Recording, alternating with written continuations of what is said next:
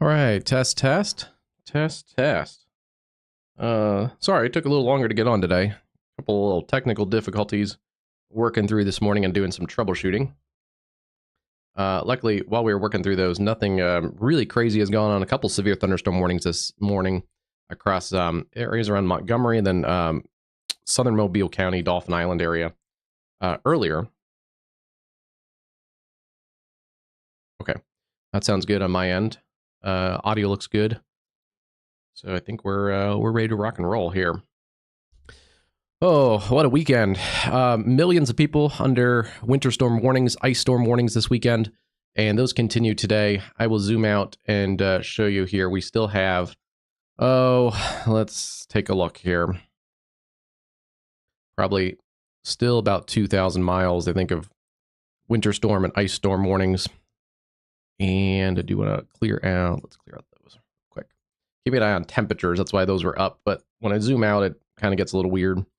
Let's see, still about close to 1,700 miles straight of winter storm warnings and ice storm warnings. There's also a little bit broken here. There's some down here around the Houston metro, southern Texas. I cleared out some of the warnings. There are a ton of overlapping cold weather advisories, extreme cold warnings and watches that overlays really this whole area. And I can show you that. We also have that in the written form this morning, put out a morning weather brief. So you can also kind of do the read version later if you want. But here's that Arctic cold. And it actually shows really clearly in the dew point and the humidity here. This is really cold, dry air funneling down from the Arctic. We can also see that cold air damming along the Appalachians. Basically, that cold air kind of intrudes into the Northeast and the Great Lakes and then funnels down along the Appalachians where it can't get past. So that's why we also have the ice storm occurring in the Carolinas and extreme Northeast Georgia. At the same time, we do have our warm sector pulling up some a little bit more juicy air.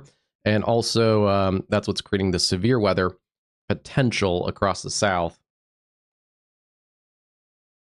We've had no tornado warnings yet. It's a really compact warm sector.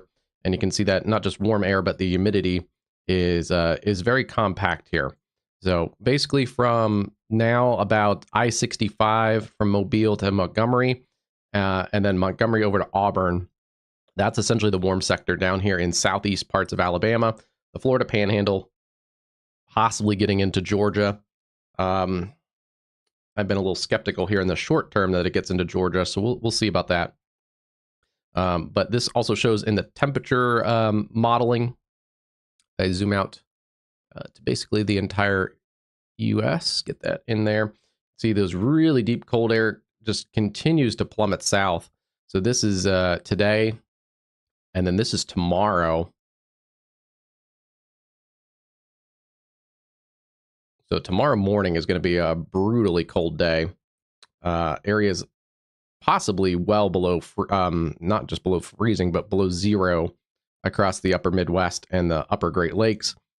Temperatures 5 to 10 below zero across the Missouri Valley, Kansas City, St. Louis, almost all of Illinois, and then even down here into the Ozarks and even just north of Little Rock could have temperatures below freezing to start the day on Monday. Wind chills are going to be worse on top of that. We could have some below zero wind chills all the way down into the Texas area. Looks like we could even have some close to zero air temperatures all the way down there too.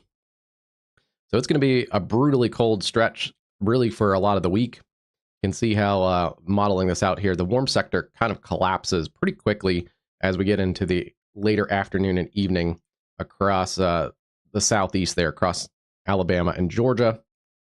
Right now, the tornado watch goes about another 5 hours. It was issued, when was it issued? About 10:30, 11 in the morning Central Time. And it goes through 7 p.m. Eastern, 6 p.m. Central. I don't think it's going to go as long. It's already been trimmed off on the backside a little bit. The storms seem to be working through the warm sector a little quicker than expected. Also, the warm sector is a bit smaller than expected. While we are kind of looking at the national picture, I do want to go over to the snow totals.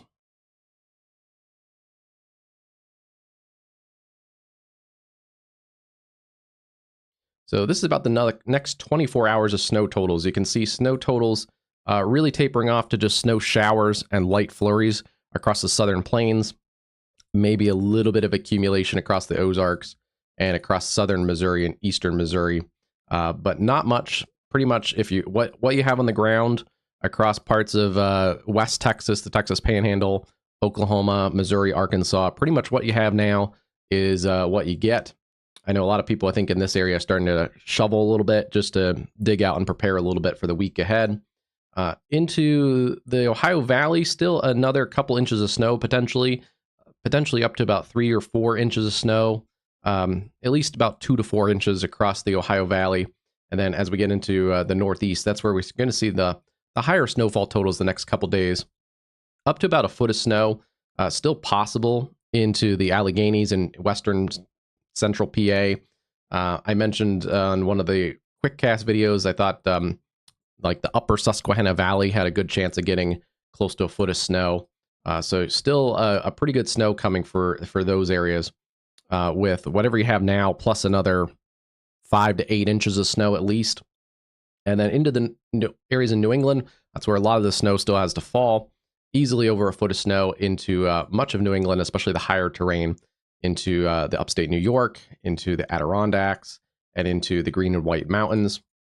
Boston has a chance at getting some significant snow. I think this model might be overdoing it a little bit, but there is going to be some enhanced moisture and snowfall off the Atlantic. So there is, I think, a pretty good shot at Boston to see at least a foot of snow. Maybe lower than this, especially I think west of Boston towards Worcester, Finchburg, Lowell. 12 to 18 inches, probably a good bet. I don't know if you're going to get into the 20s, but could be some spots, especially I think, yeah, this area like here out towards Greenfield and Springfield and Northwest Mass, that could get a little higher with the higher elevation. We get more of a mix across the southern New England and across the mid-Atlantic. So this is going to cut some of those snowfall totals a little bit as that warm nose works its way up into the mid-Atlantic. You can see snowfall almost done completely in the Delmarva with maybe a little bit of snow left around Wilmington. But this warm nose is going to keep the snow away from areas like Salisbury, Ocean City, and those areas, and even out towards Cape May. Pretty much your snow is done. A lot of this area into the mid-Atlantic started as snow, and then it's going to finish as a big mess of freezing rain, sleet, some snow mixing in, just a big sloppy mess, and then even some rain right along the immediate coast. So yeah, it's going to be more of an ice accumulation event. That's why we see these winter storm warnings for some heavy mixed precip, and then a few tenths of an inch of ice. Some spots in here were modeled the other day to get close to a half inch of ice. So I circled that, maybe a little big, but kind of like right in this area. Did have some pretty good modeling for some pretty serious ice accumulation. So we'll see if that kind of verifies. But yeah, this is going to be a messy zone. A little bit more snow in the higher terrain of the Appalachians. So some of those ski resorts in West Virginia and Western Maryland and into Pennsylvania still have a few more inches of snow, a little bit more snow up there. And then we have ice storm warnings down here into the southeast with that cold air damming that I showed you earlier. Yeah, we'll get into that here in just a minute. Ice storm warnings also cover a bunch of western parts of Tennessee, northern parts of Mississippi, and a few spots into the lower Mississippi Valley, still with ice storm warnings too. That's kind of a quick look at just the overall picture. Let's go back to the radar and dive in a little deeper with everything. I want to turn on our temperatures again. Yeah, this gets messy when I zoom out. There's kind of a little bit of an information overload, I know, for a lot of people, but you can kind of see it here. There's already areas in Kansas that are close to 0, 2 and 3 degrees. Much of, let's kind of draw it out.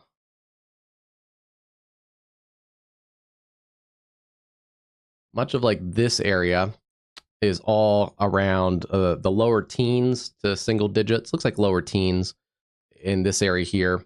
And then the next kind of zone, pick a different color.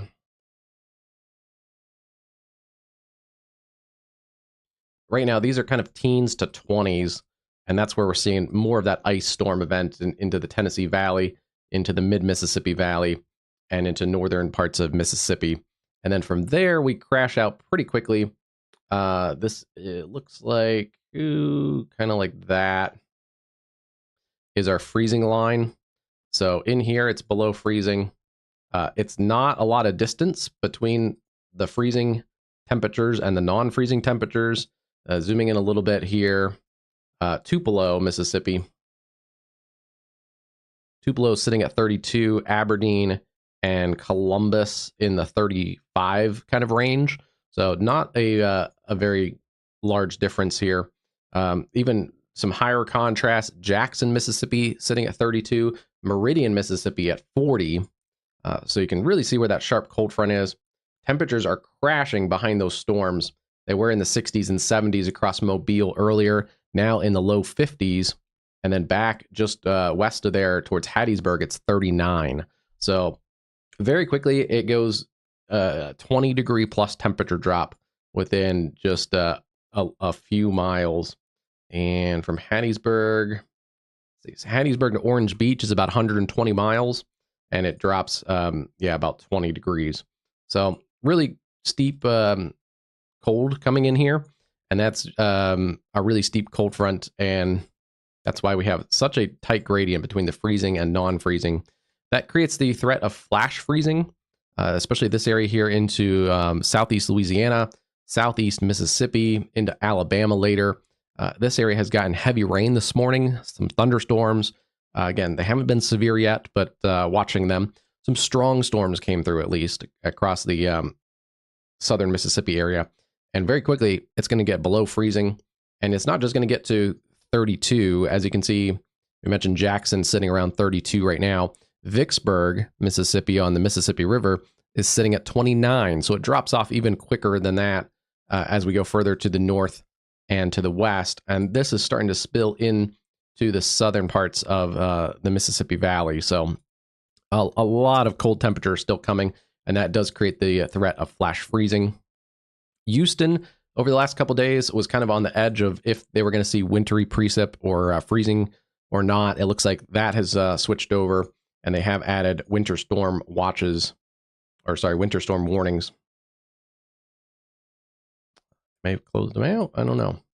They may have expired because they're not pulling up right now on, that's weird, but still looks like they're intact winter storm warnings here across the Houston metro, South Texas. You can see temperatures there ranging from 30 near the coast, 32 to the southeast side of Houston, and then very quickly dropping off into the 20s.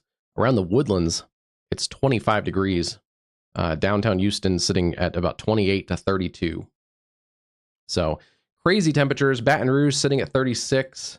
New Orleans right in the upper 40s, low 50s.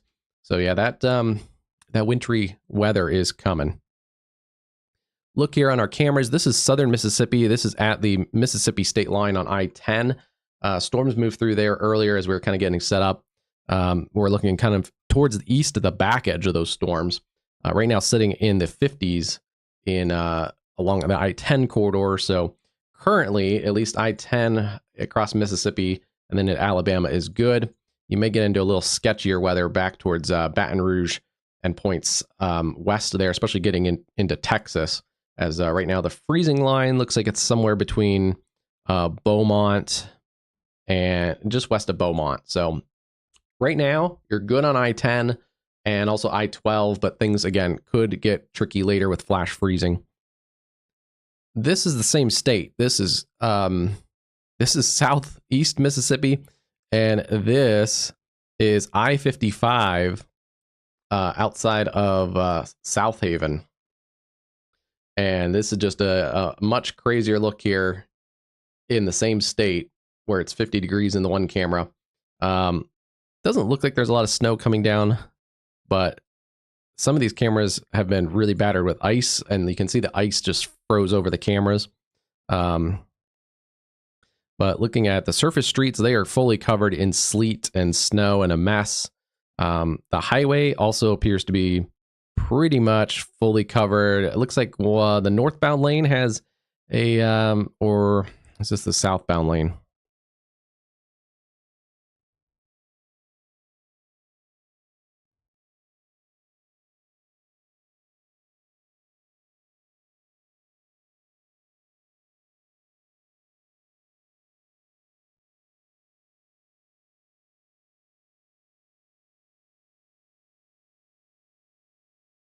Oh, there's some snow coming down on the camera. So yeah, snow, sleet, a little bit of light precip left, but again, for most of this area, your precip, your heaviest precip is done. But there you go, is a car. So this camera is working. Yeah, some of it is a little sketchy at times because of the snow and ice froze over on these cameras. But slow and steady. It looks like kind of one lane is partially exposed. Otherwise, most of this highway here on I-55, a major interstate, is pretty much covered in sleet, snow, and mess. So that's what a lot of the state looks like, and that includes really like this whole this whole area is all pretty much snow and sleet covered roads. Looking at the warm nose of this reaching up into eastern Tennessee. The models, I think, had this pretty good, especially I think the NAM model modeled this warm nose coming up in here really aggressively into even western parts of Virginia. It's sitting into the upper 30s now, close to 40 around Johnson City. So this is all rain in here temporarily, but you can see, again, similar to the southeast, like I mentioned earlier, the cold air is crashing in on the backside of this frontal boundary. So Nashville, you're over to freezing precip, sitting right at the 32-degree mark. So sleet, freezing rain, and then north of Nashville up towards Bowling Green, Kentucky, Glasgow, and Franklin, it's in the 20s. So sleet and snow mixing in. So very quickly it goes from rain to sleet and freezing rain to sleet and snow. That continues across parts of Kentucky. Let's go up into areas here around Lexington. Let's see what they're reporting.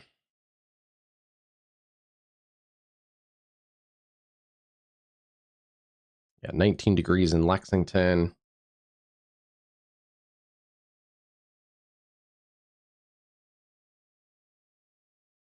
Georgetown reporting snow at 18 degrees.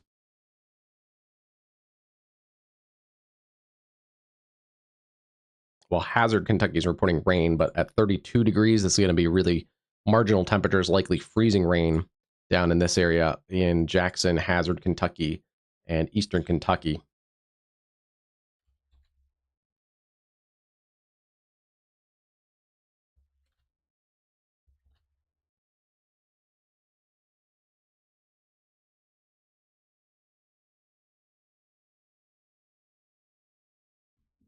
Posted about this last night, but we can use the correlation coefficient in winter precip to sometimes see the transition from rain to snow. This is likely, I mentioned Georgetown was reporting snow earlier. This more uniform correlation coefficient is likely mostly snow. And then right here along this freezing line and maybe just inside the freezing line, we have this band around Staunton, Moorhead, up to Grayson, and then over towards Ashland and Ironton. You can see the correlation coefficient, the lower correlated values in there.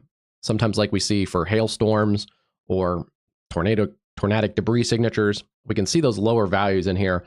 And that likely means sleet, because technically all little snowflakes are different shapes, and there's even little rod-shaped snowflakes and stuff.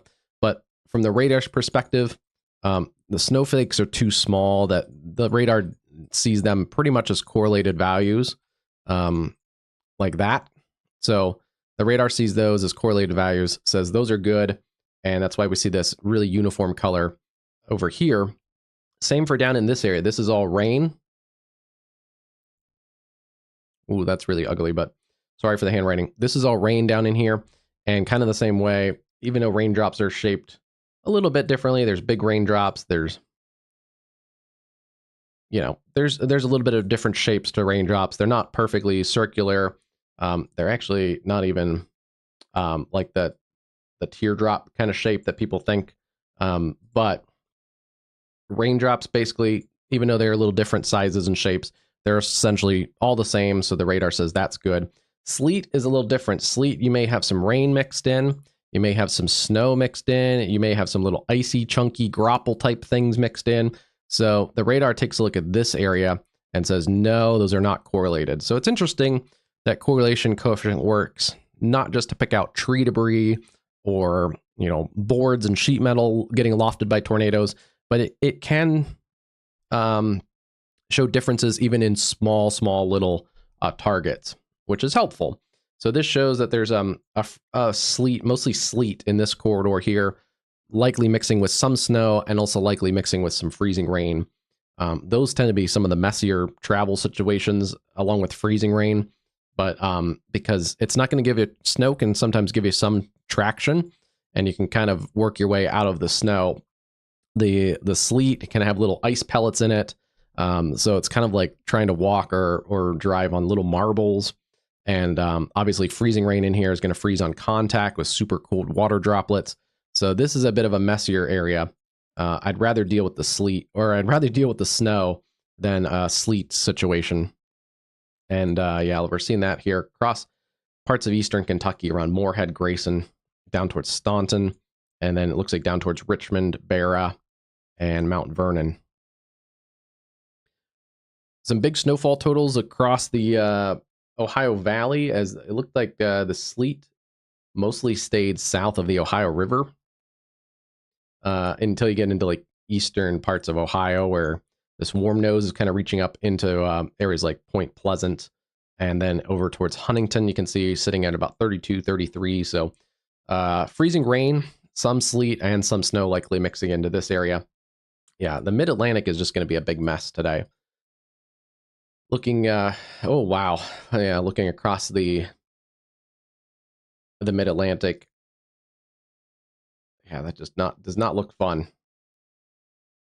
Very cold temperatures, and I think we do have a camera there. Let's go look at that camera. This is 511 Virginia. Traffic camera at 395. This is right by DCA as you come across from Washington, D.C. So looking there, DCA I think is almost completely shut down. Earlier, as I was setting up the stream, I saw Dulles, which is out here by our radar site. Dulles basically said they're completely shut down, no flights today for the rest of the day. So yeah, the flight problem is going to continue today and likely tomorrow and likely into Tuesday as we kind of get everything worked out over the next couple days. But Washington, D.C. right now sitting at 19 degrees. At least there's not a lot of wind, but a little bit of wind at 16. That's going to drop those temperatures even a little further.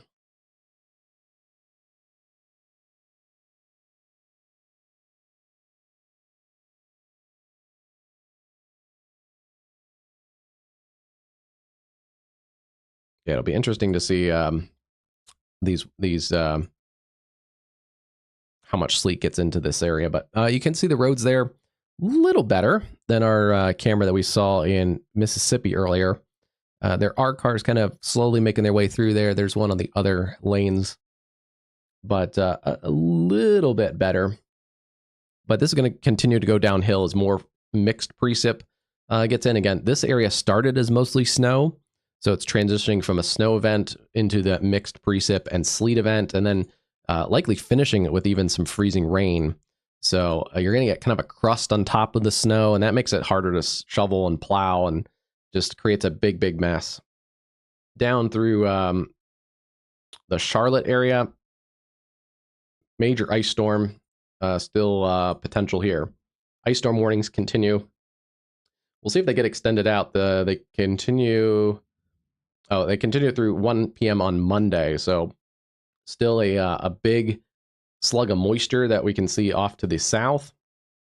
That's going to work its way into the Carolinas and into that freezing air and create another round, essentially, of ice storm.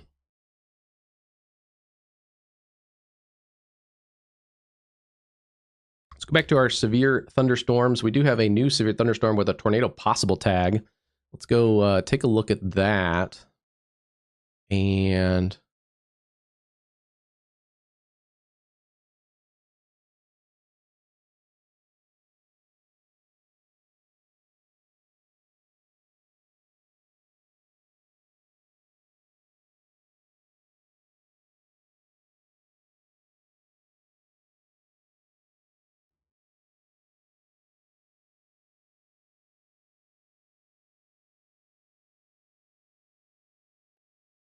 okay, I'll have to fix that in a minute. New warning also coming up for a severe thunderstorm warning.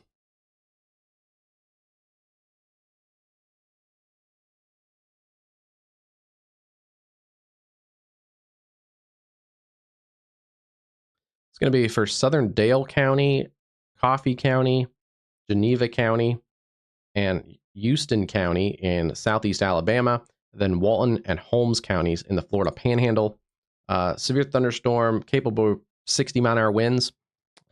This doesn't appear to be a tornadic threat at the moment. You can really see those winds showing up in here near Paxton and Florala, down to about Crestview, and then up into parts around Enterprise, Alabama. That's going to be a line of gustier winds in this area. And then to the north of that, this is where we have our tornado possible tag, maybe some small hail and 60-mile-an-hour winds. Really close to the radar site, so that's nice to see. There's not much in here. There's a few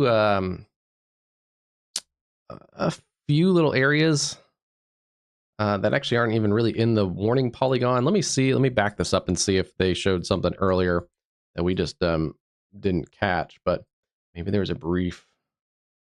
Okay, yeah. When the warning came out about 10-15 minutes ago, here we can see a little bit more in the way of some kind of hinted tornado possible circulation. So not to the level of a tornado warning for sure, but it is in a somewhat favorable environment. And yeah, it was a little spinnier just back a few minutes ago. That has, looks like gusted out, and that's been a problem today. This is likely, kind of see these streaks in here. This is likely the cool air that's just undercutting this storm. And yeah, making it more outflow dominant at the moment. And you can see how it even undercut the brighter winds in here. So likely it tried to have some tornadic potential, but yeah, we can kind of see how that surges forward. Even just north of that warning polygon. Up in here, a few minutes ago looked a little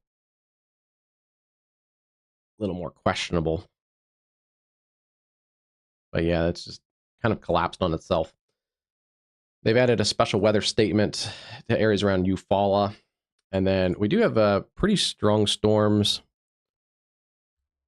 coming through areas around Columbus. And let's go to our...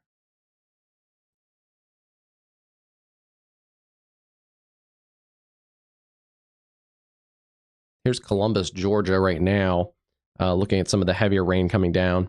Haven't seen much in the way of lightning up in this part of the storm system, but special weather statement out for now into Georgia for a line of strong thunderstorms extending from Montgomery or Monterey Heights to near Hawkinsville, moving east or northeast at 40 for 40-mile-an-hour winds and heavy rain. So yeah, the severe threat would be higher further north, but it looks like our warm front hasn't made it up this far. It's still 46 degrees in Columbus, 47 in Americus, and then up towards Macon, it's in the 30s. So these storms are going to continue to work into a less favorable environment with the cold air at the surface, and then likely leading to some pretty heavy freezing precip across parts of northern Georgia. Yeah, Atlanta looks really messy. And Atlanta, we said in our quick cast the other day that Atlanta is a tricky forecast because it was right on the edge of where that cool air damming was coming in. This is cool air funneling down along the Appalachians across the Piedmont. That's moving in from the north and east.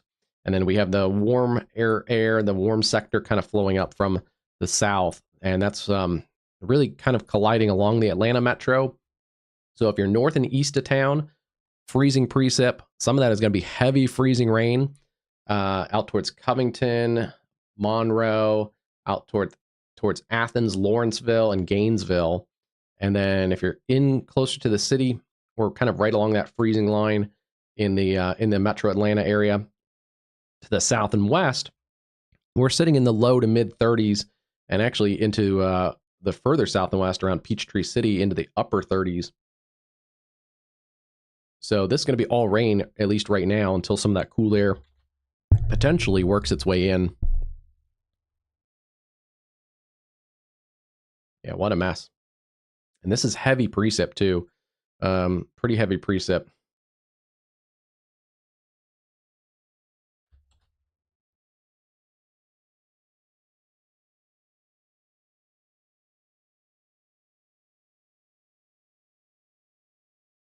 At least right now, most of this in Atlanta is freezing rain and rain.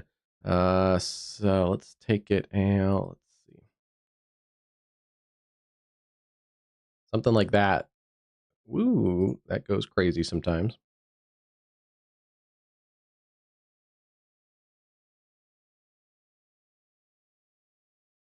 So basically just across the northeast side of Atlanta, that's where we have freezing rain. This is all below freezing here. And then this is just rain, at least immediately in the Atlanta metro area. So, ooh, it's going to be a close forecast still. Atlanta, you're under the ice storm warning, but at the moment, just holding on to rain. This ice storm warning does go until 10 a.m. Monday. So that's also going to increase the winds, gusting as high as 30 miles an hour. Just a nasty night. If you don't have to travel in Atlanta, please don't.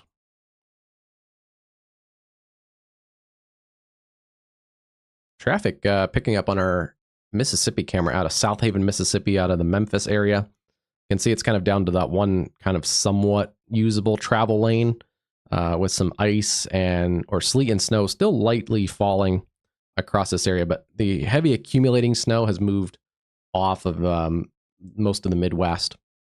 I want to also go up a little further. This is such a big storm system. It's a crazy amount of coverage.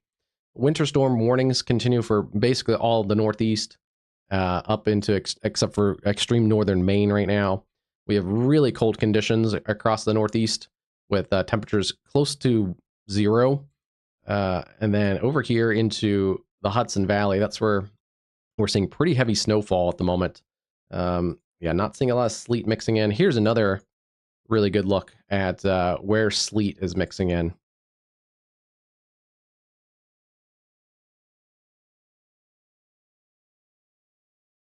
So yeah, this is going to be some sleet mixing in across most of New Jersey, and then this is all snow up in the Hudson Valley here. It's expected that a lot of Long Island will get into the sleet and even transitioning over to freezing rain as temperatures warm through Sunday and into Monday. So this is another area where it's starting as snow, and then that warmer air aloft is creating a little more freezing wintry precip instead of snow in this area. But up here near Newburgh, this little area right here, that's our camera. It's near the it's at, what is that?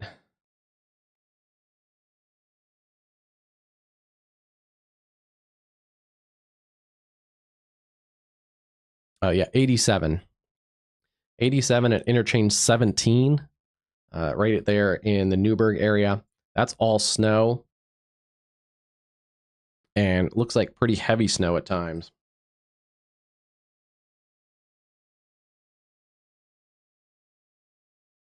Yeah, that is some pretty heavy snow falling across parts of the Hudson Valley, Connecticut, into parts of Massachusetts. So that's going to add up some snowfall totals pretty quickly there.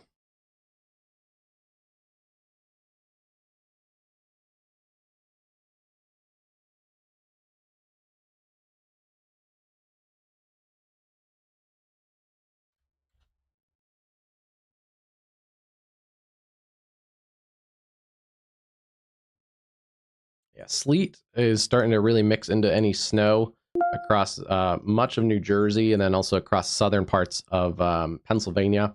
So it looks like Chambersburg, York, Lancaster, Harrisburg, Carlisle, all looking more like a sleet and wintry mix versus the all snow. This is another great example of using the correlation coefficient. This is all sleet and mixed down in here, and then you can see the more uniform snow bands across more of the central and northern parts of Pennsylvania. So that's really where I think a lot of our heaviest snow is going to be the rest of the day, is from this point to the north. Again, this is along the higher terrain of the Alleghenies and the Appalachians. So some of these areas could pick up close to a foot of snow around State College, and especially points to the north, Williamsport, up towards Binghamton into New York.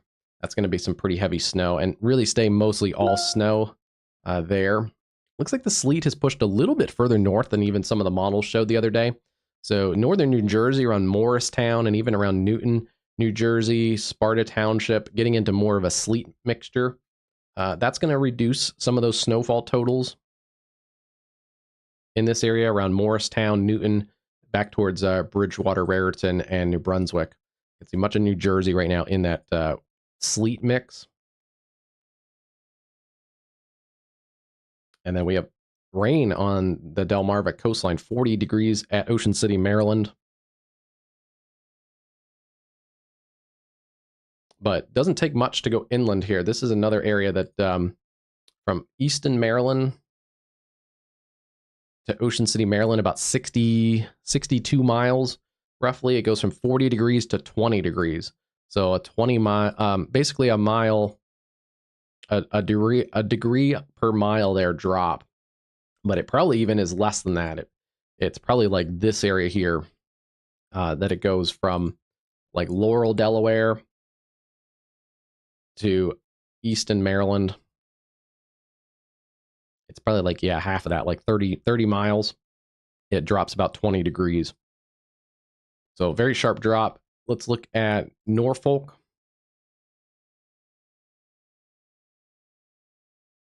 Norfolk is another city where your north and west side of town has winter storm warnings for sleet and freezing rain. And then out on the coastal areas from about Norfolk to Virginia Beach, it's mostly going to be an almost all rain event. So you guys don't even have a winter storm warning or winter advisory. But back just to the west, that's where there is a winter storm warning through 7 p.m. on Monday. That includes Williamsburg, up towards Newport News, Bethel Manor, and areas along the James River, just north of the Norfolk area.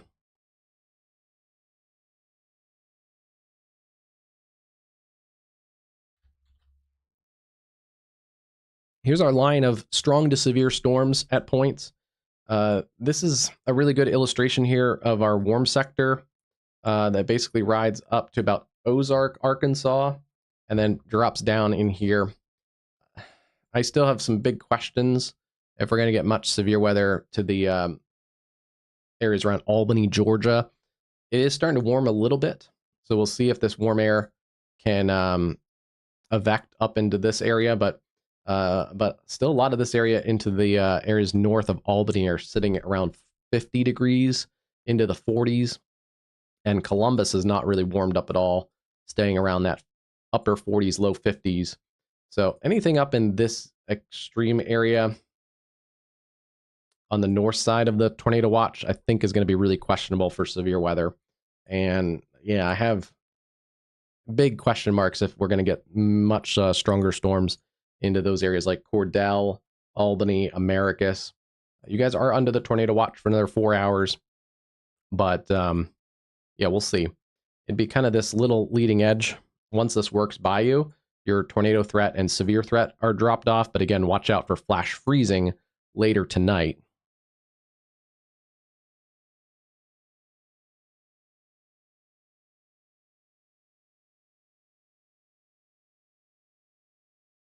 And yeah, there's Mississippi, northern Mississippi.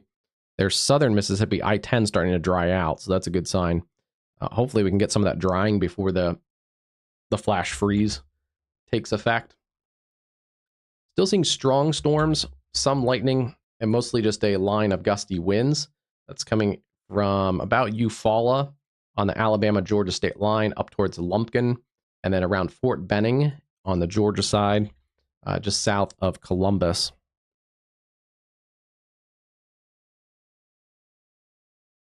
There's a look at Columbus, Georgia. Taking a look at the pretty heavy rain falling and sitting at about 46 degrees. Further south, severe thunderstorm warning for tornado possible tag. This is in that area around Ozark. Little rotation in here, but not really showing a lot. There's also another little area right in here. You can see there's kind of a little bit of a band coming into this area, but then there's a little bit of a notch right in there. Nothing imminently tornadic, but just a couple areas to watch in this storm that has a tornado possible tag on it. But yeah, I think for the most part that cool air has undercut this, and you can see how that cool air is under the striations in here. That's cool air that's undercutting the storm system. So that's going to really, I think, hamper the tornado threat. And they are, it looks like, trimming back some of the tornado watch here in a couple minutes. So we should get big reduction in the tornado coverage. Basically, if you're anywhere along and along and north of I-65 for sure, but even into areas like Tuskegee, Auburn, Columbus, Andalusia, Evergreen, you guys are all good to go for the severe weather. Troy, Union Springs, good to go. Down towards Bruton, and then over towards Mobile and Pensacola. We're really watching the storms along this leading edge. Here's a little interesting feature. That is an interesting little feature right there. No tornado possible tag, but we'll keep an eye on that little feature. There's another little spinny, looks like a little notch just off the Florida and Alabama state line near Geneva. So there are a couple areas showing little areas of spin, and you can see those on the reflectivity as well. The kind of little notch feature and a little bit of a hook on those part of the storms. So some possibly kind of embedded supercellular features trying to get going here. We'll keep an eye on those two areas. Those are two of the more distinct areas that I've seen in a while since we've really been monitoring. And they've been there for a little bit. So that's showing some longevity, which is something I always look for as well. Yeah, you can see them. Let's see, it's about 10 minutes ago, and they were still in there. That's an interesting little feature.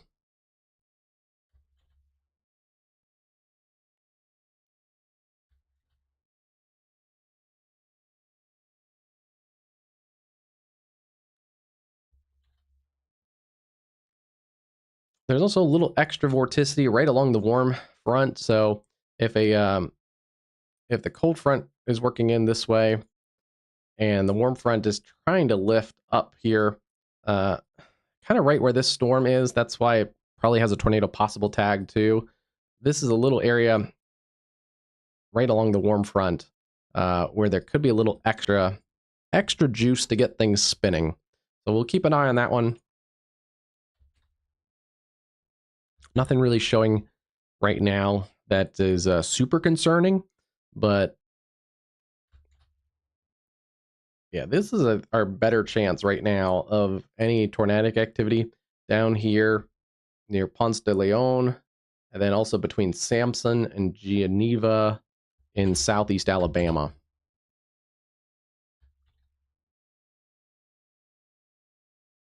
Keep an eye on those two areas.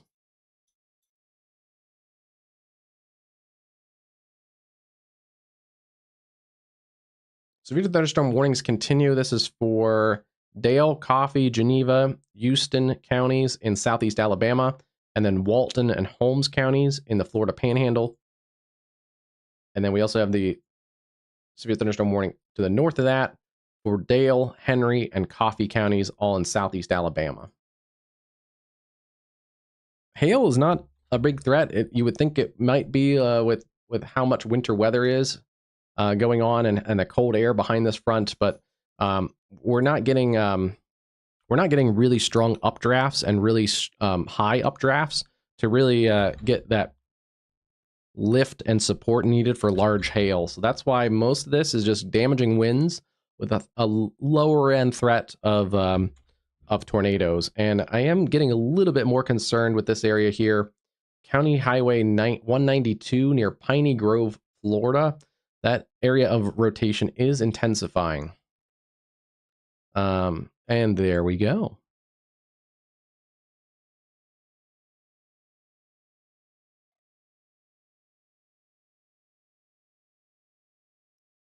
Tornado warning now for northeastern Walton County and Holmes County in the Florida Panhandle until 2 p.m. Central Time. Severe thunderstorm capable of producing a tornado was near Defuniak Springs, moving east at 35. Tornado warning in Florida now, and that is the one that we've been following for a little while now. This area of rotation has increased. Let's take a look and see here. Zooming in further, it's near U.S. Highway 331 and County Highway 92. It's coming towards Piney Grove, Florida, Center Ridge, and should stay likely just north of downtown Defuniak Springs. Yeah, it's going to slide just on the north side of you guys. So towards Ponce de Leon, we mentioned you guys a few minutes ago. Bayou Crossing, Ponce de Leon, Douglas Crossroads, and then especially north sides of Defuniak Springs up towards Piney Grove and Center Ridge. Those are areas that you should all be in your tornado safe space in this warning polygon. Let's draw this out, and we'll take it out at let's see, make sure it's at 35 miles an hour.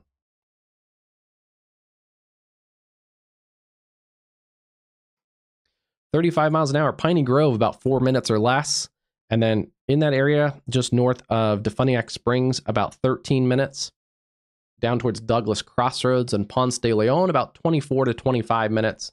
And then Bayou Crossing at 27. And this little area rotation has held together a decent amount in the last few minutes. So we'll see if it continues to hold together. But that's the area of rotation just in that area there. Again, between Highway 331 and County Highway 192. If you live in that area, this is where we have winds going away from the radar in the red color, and then winds going towards the radar in the green color. And yeah, it's moving just along and south of Highway 192. We also have a bit of a rear flank gust here coming. This is going to be some pretty damaging winds in here showing up around at least about 60 to 65 miles an hour. So if you're not going to get the tornadic circulation, you may get into some damaging winds along 331 and also along Highway 90, US Highway 90, pretty well traveled highway there. Those are going to be some gusty, damaging winds coming into that corridor. And then just north of those damaging winds, that's where we have the tornadic circulation along County Highway 192. That's approaching Piney Grove, Florida. Taking a look at correlation coefficient. Ooh, what is that?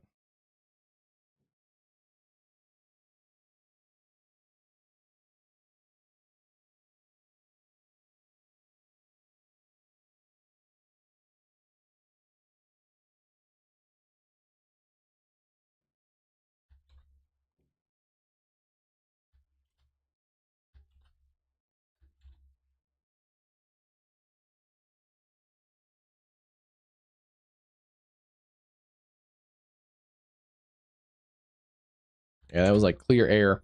Some clear air contamination. Just double checking it. Yeah, it's moving along pretty quick here. A little bit more east-northeast or east-southeast. So it is lifting past Defuniak Springs. Again, if you're in your tornado safe space, it's a good idea to stay there with the gusty, damaging winds just to your north. But the tornadic circulation is going to be a few miles north of there. Let's see, from downtown, about 6 miles to the north. So if up towards Piney Ridge, Center Ridge, Union, and then Ponce de Leon and Bayou Crossing, that's where you really need to be in your safe space. Also watching this cell near Geneva. has also had similar rotation on it. See the little thumb kind of notch feature in there. That's another one that has a potential to produce a quick spin up tornado. Yeah, it's mainly been those two that I've been really kind of keeping an eye on. After that point into Ozark and points north, it really gets to be outflow dominant there. Yeah, that area around Geneva is an interesting area too. I'm surprised we don't have 2 tornado warnings ongoing. They've both been fairly long-lived, but right in there, that's where we have 2 areas of spin that I would really keep my eye on. If I lived around Hartford in Alabama, that's one to really pay attention to. Know where your safe spot is. It doesn't have a tornado warning yet, but it could in a very short time. And we do have our ongoing tornadic storm down here towards Ponce de Leon, Florida.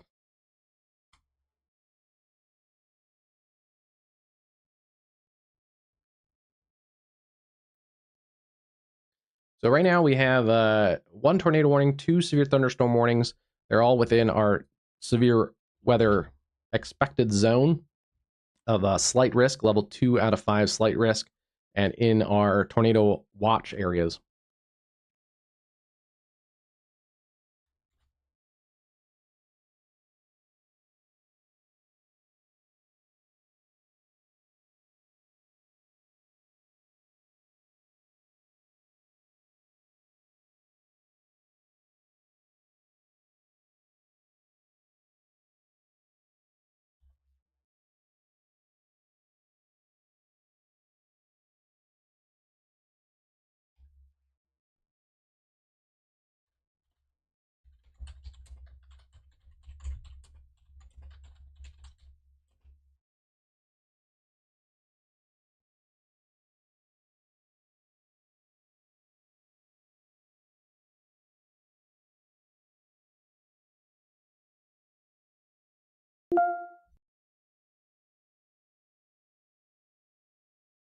Okay, just updating the stream just to make sure we reach as many people as we can.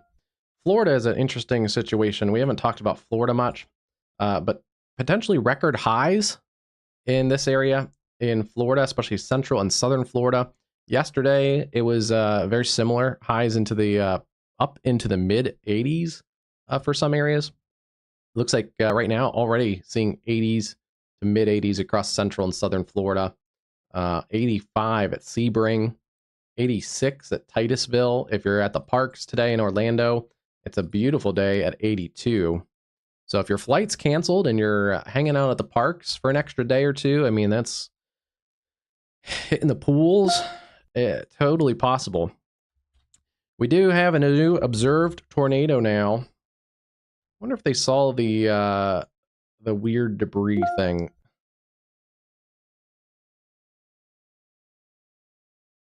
You know what? It's this little area. The next scan. This little area right in here. Moving very quickly. Not a giant debris signature, but there is a debris signature in there. Radar confirmed. Yeah, damaging tornado. It's going to remain over mostly rural areas of Walton and Holmes County, but there are people that live in here. Douglas Crossroads, Pleasant Hill, Cerro Gordo, Center Ridge, Knox Hill, Hickory Hill, Ponce de Leon, Piney Grove, Argyle, and Union. Tornado is on the ground. If you not many basements in this area, but if you don't have a basement, make sure you're on that lowest level into your room, away from the doors and windows. You want to put as many walls between you and the outside as possible. If it's like a center bathroom, that's a really good spot. A bathtub you can get into, and you grab a pillow real quick, cover your head, and get into the bathtub. Especially if it's a bathroom that doesn't have a window. If your bathroom has a window, then a better option could be a hall closet or a walk-in closet, or even just a regular closet within a room that is an interior location. So, tornado on the ground. Again, that's near Center Ridge.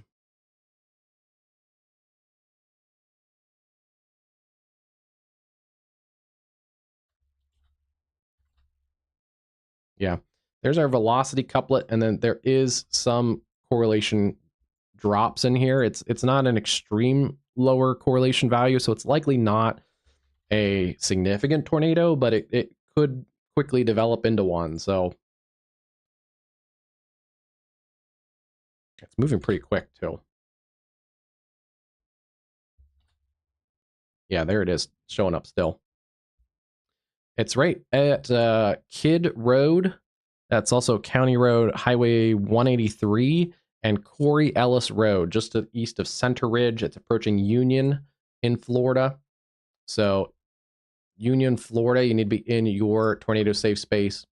That's, again, lowest level into your room, away from those doors and windows. Put as many walls between you and the outside as possible.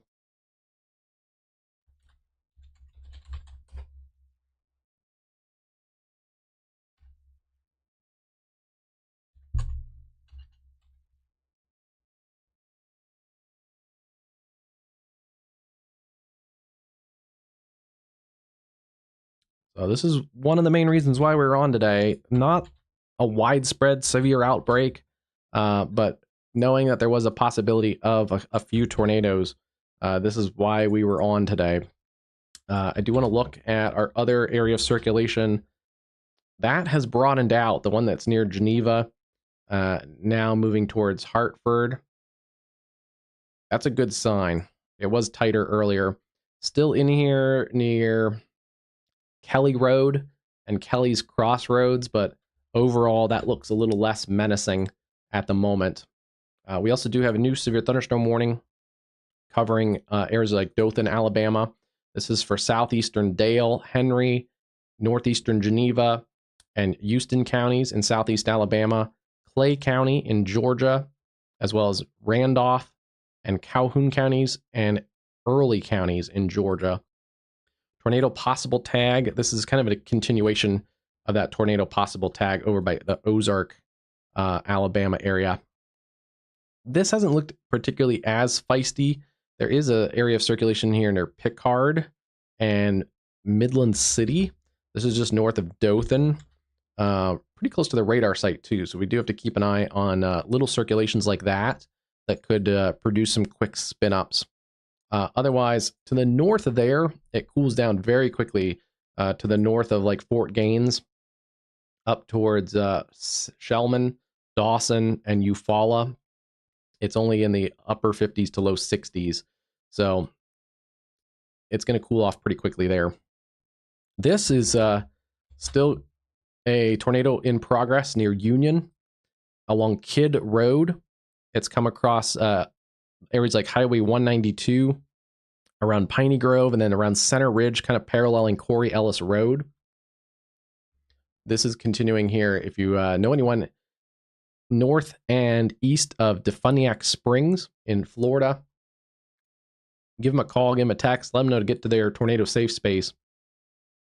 Yeah, that is still a damaging tornado on the ground, moving towards Bayou Crossing. It's almost center line for Bayou Crossing. Let's take a look at the velocity scan again, and then we'll map this out. I'm going to take it from basically the mesocyclone. So this is just the imminently tornadic part of the storm.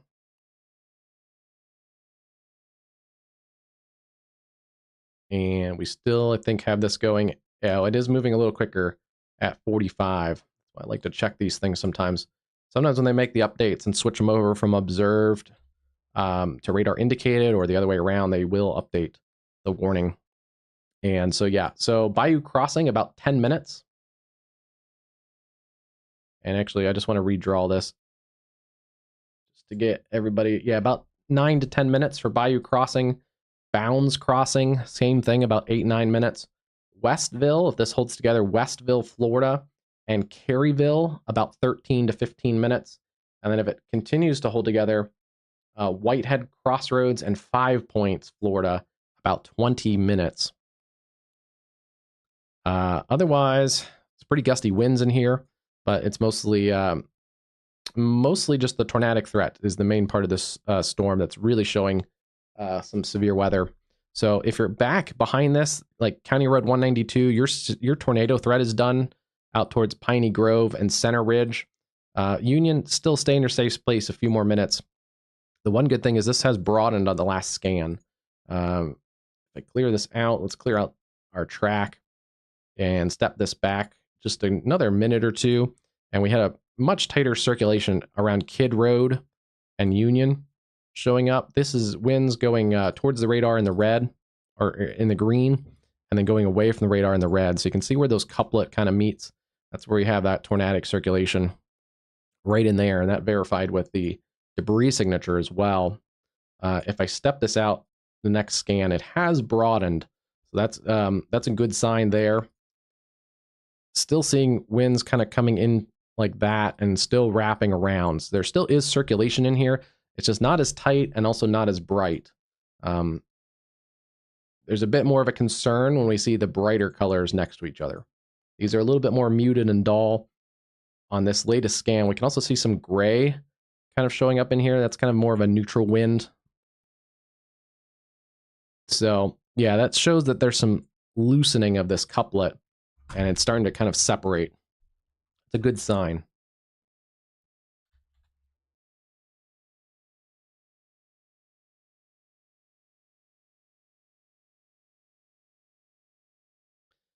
There's research ongoing on this kind of situation, but we were following this storm for quite a while as it had this little notch feature on it that we were commenting on before the tornado warning. But if you watch this notch feature as it continues across areas like Liberty, it gets into this area around Highway 192 and 331. It starts to interact with another little shower that's kind of gone up out ahead of it. See how it kind of ingests that shower? And just as that shower kind of incorporated into the storm, that's when we got the observed warning around Center Ridge. And that little shower may have helped enhance some of that localized vorticity in there. And we can see that little notch feature hanging out. That's the tornado in this little weak echo region right in here. So yeah, it had rotation. It dropped somewhere right in this area. So not a super long-lived tornado, which would be expected today. Not a super long-lived tornado, but one that caused some damage and maybe a 6, 7 mile, 8 mile path, that sort of thing. And we still do have that notch feature. This is in here near Sandy Creek Road and Line Road, now to the south and east of Union, approaching areas around Bayou Crossing, Vortex Spring. That is a apt name. But yeah, the rotation is backed off significantly just in the last couple scans. So we're good. We're seeing downtrending in that area of rotation. The storm system itself, though, still has, this is kind of an embedded supercell in here. You can see that sickle shape to the storm. And you can kind of see these other little storms are kind of banding in here too. So that does show that this storm is definitely a potent storm. Yeah, it has a little bit more kind of embedded into the line. It has this shape to it. That other area of circulation is the next storm up, and it's a very similar storm. You can see the sickle shape there, the sickle shape here. Let's check that area of rotation. It's still in here, but it's not as tight as it was earlier around Geneva as that track to the east. It's riding right along the Florida and Alabama state line.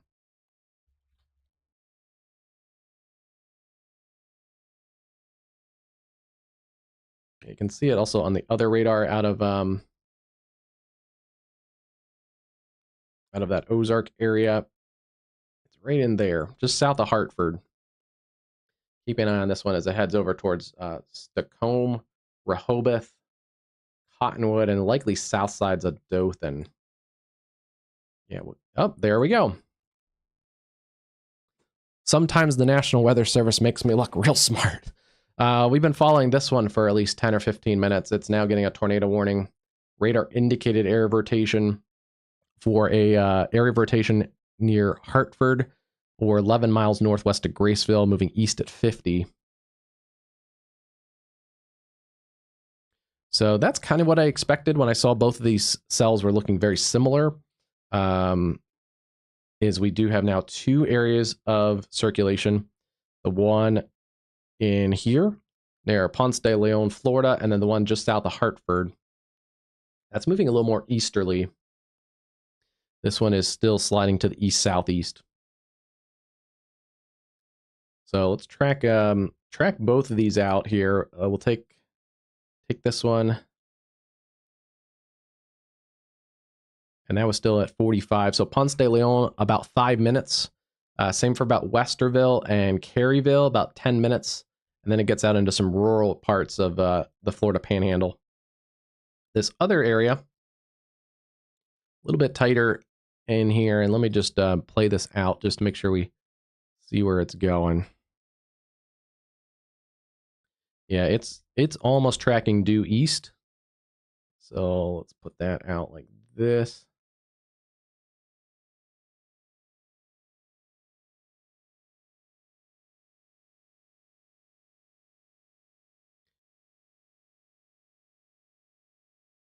And this was also at 50. A little quicker.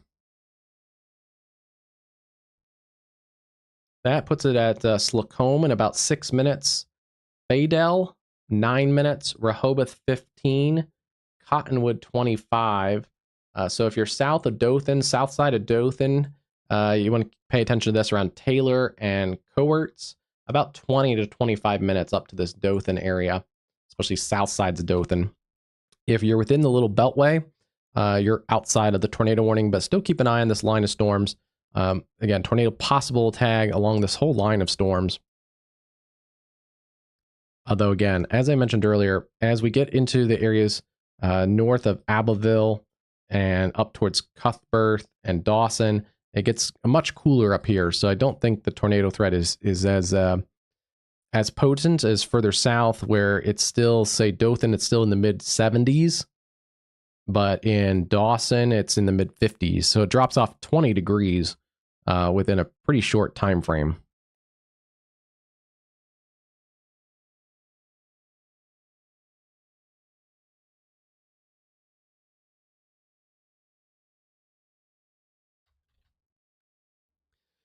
Newest warning is going to be a new tornado possible severe thunderstorm warning for Bay County, Walton County, Calhoun County, and Washington County in the Florida Panhandle. Line of thunderstorms near Elgin Air Force Base or south of Destin. That's has some circulations to it near Miramar Beach. Yeah, there's could be an ongoing water spout, but there is some circulation just off of Miramar Beach. We'll have to watch that as it comes ashore towards 4 Mile Village, Santa Rosa Beach. Those areas here, we've dealt with some tornadoes in this area on streams before, some landfalling water spout in Santa Rosa Beach and stuff before. So this area here, you definitely want to know where you're going to go with a severe thunderstorm warning tornado possible tag. There's another little notch kind of up in here, but not seeing a lot of rotation with that one, so that's a good sign. Let's go back to our little more supercellular feature, but looks like it's going to stay north of Ponce de Leon. It's headed towards Westville and Caryville. So you guys are next in line. It's near Bounds Crossing.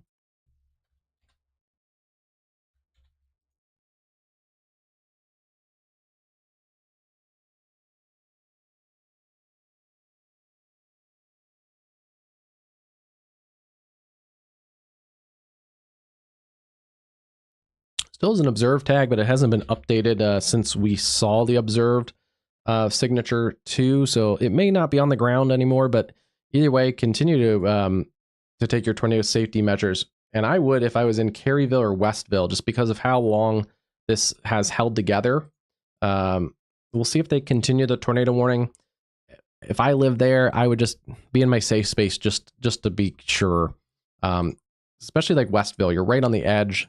You know, you could walk down the street and be in the tornado warning. So when you're that close to a confirmed tornado warning, I tend to take things a little extra cautiously. The rotation has broadened and weakened, but it is back in here just a few miles to your west. About 5 miles.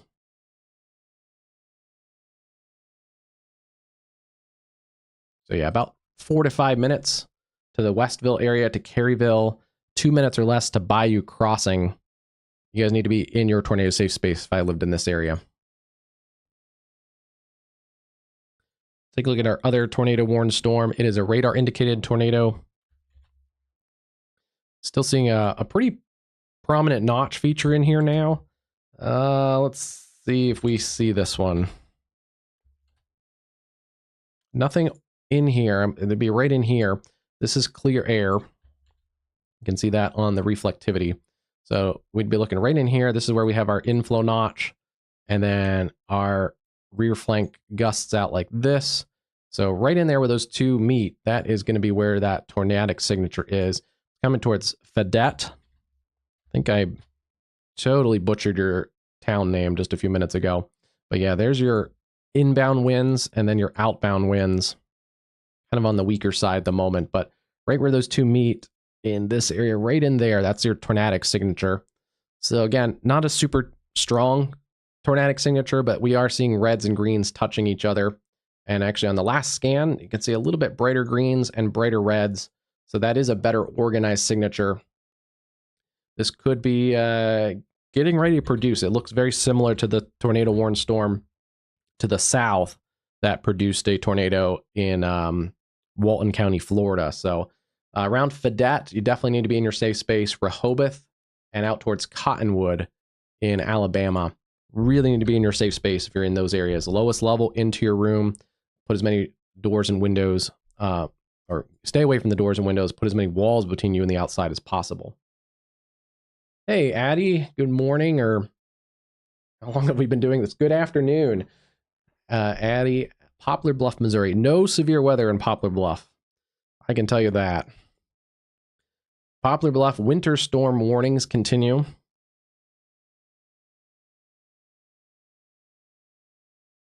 Winter storm warnings continue through 6 p.m. this evening. A little light additional snow accumulation. Most of what you have on the ground now is what you're going to have.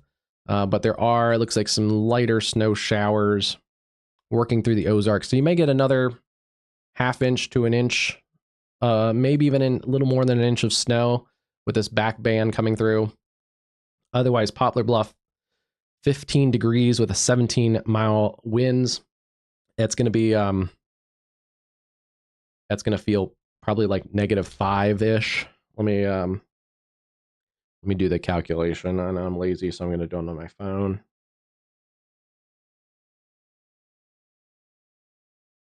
Poplar Bluff getting down to a regular low air temperature of -3 tonight. And yeah, dew point of 9. It feels like 3 degrees. So yeah, you're basically your high temperature in Poplar Bluff today, and it's going to start getting colder from there. But snow, little light snow left. Yeah, some places name it. It is a massive winter storm system. We talked about that earlier, but the winter storm warnings stretch still about 1,700 miles. At one point, the winter storm warning stretched from Albuquerque, New Mexico, all the way to the Boston area, about 2,000 miles. So they've trimmed a little bit off the backside. But yeah. And then the other thing is, after the winter storm moves through, this brutally cold weather is going to stick around at least through the middle of the week, even into the late week. There's modeling that shows even next weekend could be another reinforcing shot of cold air. So it's going to be a very, very cold, below average period for the Midwest. Go back to our tornado warning. And then this is new today. The last couple days we haven't had severe chances, but today we have this very compact warm sector. There's a warm front that kind of lays right in here, and the cold front crashing in from the west. And we do have a new tornado warning, so let's get into that one. Okay, good. They're going to continue the tornado warning that we've been tracking. So we talked about Westville, Caryville, and now Bonifay. About you guys are next in line, but this is over the Westville area now. About 13 minutes to Bonifay, Florida, Johnson, Crossroads, same thing. Yeah, pretty much in here. And it looks like it picked up in intensity again. So let's see if this is back on the ground.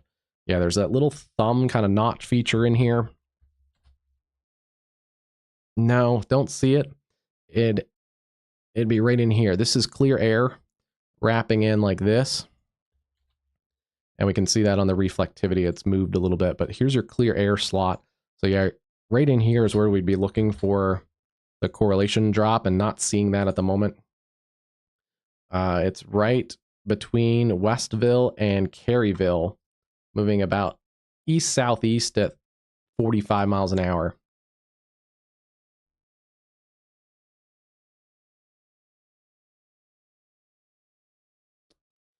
Are getting a new tornado warning. It's an observed tornado warning. Whoa, that popped up very quickly.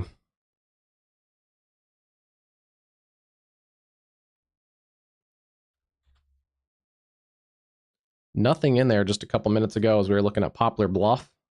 And within a scan, look how quickly that popped. There's nothing there a couple scans ago. It's just a shear line. And then within a scan or two, it started to tighten up near Kinsey. And then just east of Kinsey, we have an ongoing tornado that's moving in extreme southeast Alabama. But this is near Pleasant Plains. Yeah, look at that. Nothing there. At 150, 152, we had a tornado in progress near Webb and Kinsey Road. And that's a pretty distinct debris signature in here now. This is riding along Bill Yance Road and Houston County Highway 22. So yeah, Pleasant Plains, you need to be in your tornado safe space, as well as really just anywhere along Henry County Road 22, Williams, Sigma, and north of Webb, between Webb and Pleasant Plains. There's Webb, there's Pleasant Plains, there's Williams. Observe tornado ongoing.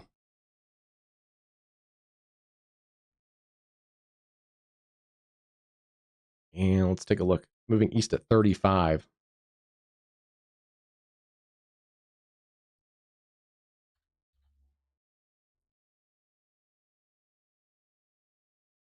So extreme southeast Alabama. So we have tornado warning number 1.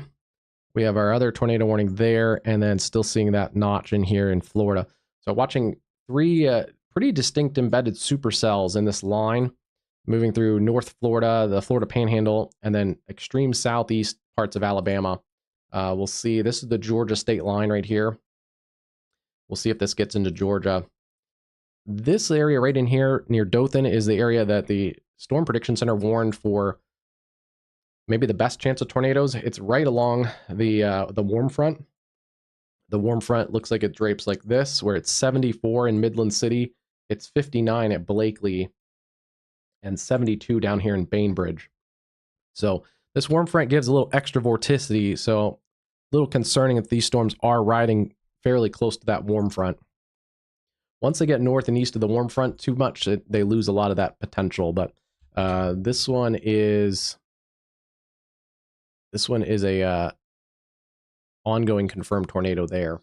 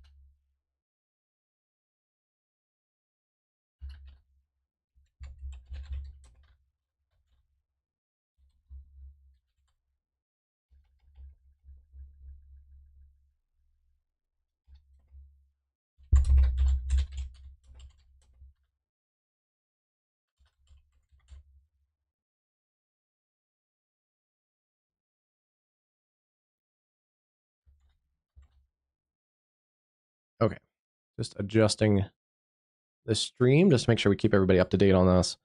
Wow. Still seeing that debris signature in here near Pleasant Ridge.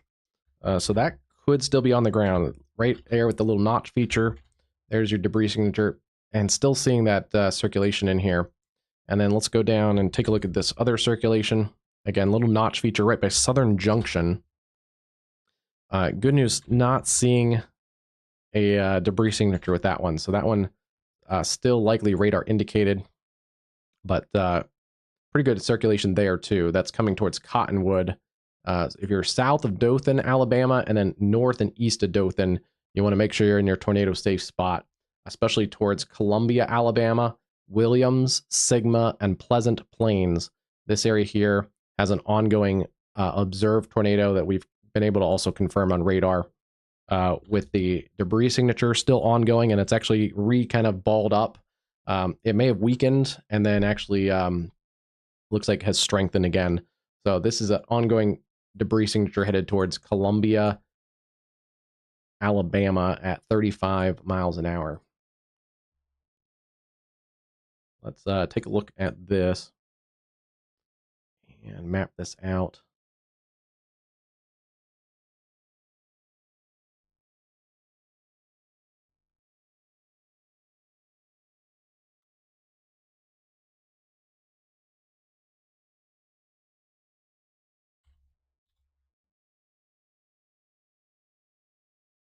So Sigma, 3 minutes or less. Williams, 5 minutes or less. Columbia, Alabama, that's a decent sized town there. You're basically center line to this, about 10 minutes. So Columbia, Alabama, you really need to get to your safe space. Lowest level, into your room, away from doors and windows. Put as many walls between you outside as possible.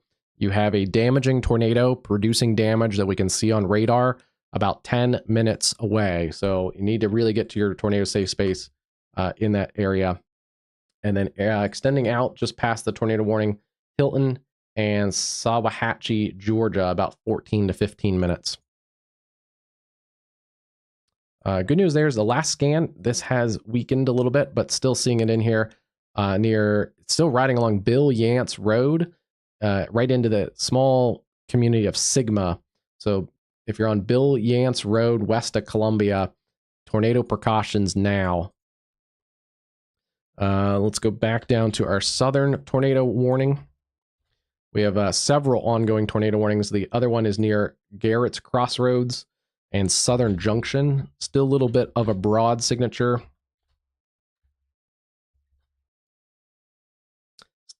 Can't say that's a debris signature yet, but we'll have to check back on the next one. It's certainly co-located with it. Keep an eye on that one. That's coming towards Cottonwood for Garrett's Crossroads right now. Big Creek, Hodgesville, Cottonwood, Sealy Springs, Terry Crossroads, Love Hill, Grangeburg, and Dupree all really need to be in your safe spot there.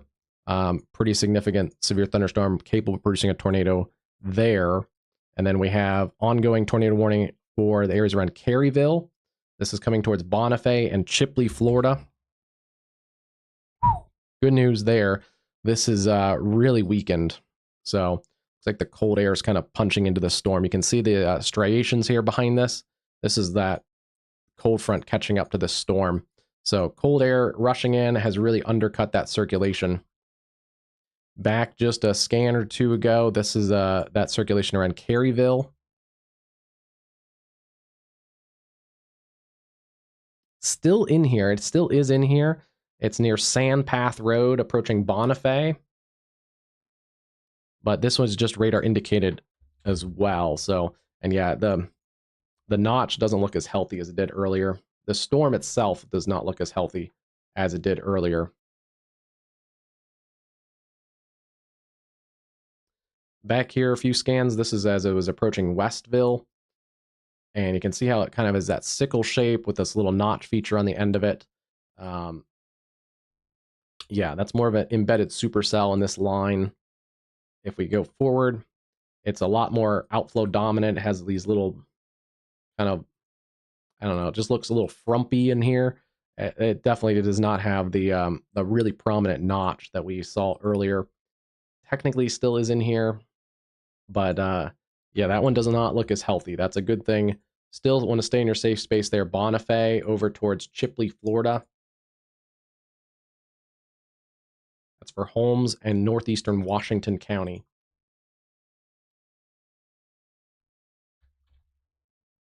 Also watching some circulations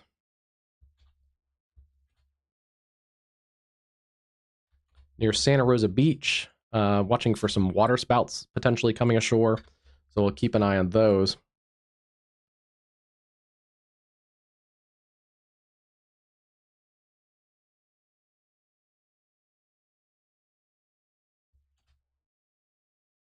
Watching this little area right here.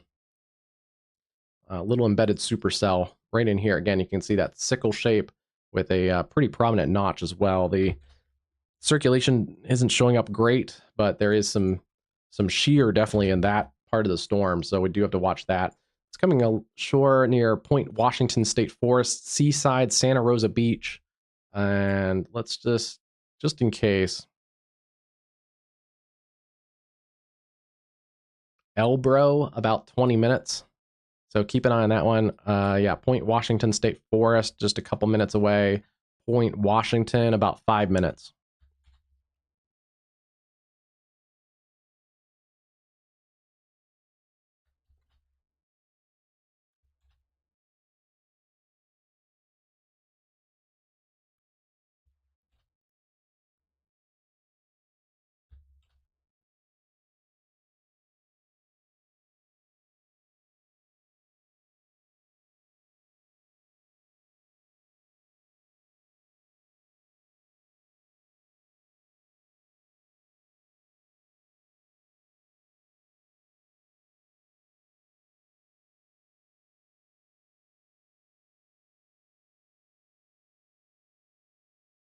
Still seeing this observed tornado in here. Yeah, this is closing in on Columbia. This is Columbia, Alabama. You guys need to be in your tornado safe space for sure. We called you guys about 10 minutes ago, but this is closing in pretty quickly from the south and west. The very least damaging winds, but still seeing a debris signature in here. It weakened briefly. It may have even lifted. As we back this up around Pleasant Plains, it's kind of been following this Bill Yance road, but it was in here, but it weakened. You can see a lot less correlation coefficient, but then it kind of picked back up just near Sigma, and still in here again along Bill Yance Road and P Market Road, and then it's still in here where Bill Yance Road meets up with Houston County Highway 22 and Church Street. So if you're over here near Church Street in Columbia, you need to be in your tornado safe space. Lowest level into your room. If you have a basement or storm shelter, that's your best option. But that is a damaging tornado in progress there. Looks like we had another tornado potentially up here near Blakely. Yeah, there it was just a couple scans ago. Yeah, that really popped up very quickly. Another one that went from like nothing. You can see maybe just a little shear near Haleburg. And then very quickly, ongoing tornado in here along Howard Landing Road as it crossed Alabama into Georgia. That's moving down Howard Landing Road towards Blakely. And good news there, that has weakened.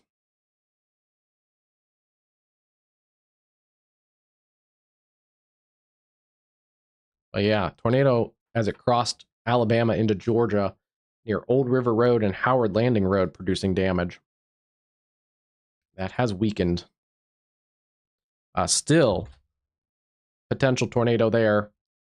That's at Union Road, Jack Wright Road, and Howard Landing Road. It's going to be coming into Blakely, Georgia, just from the northwest side of town. You can see both of these. Let's see, can we get all of them in the picture?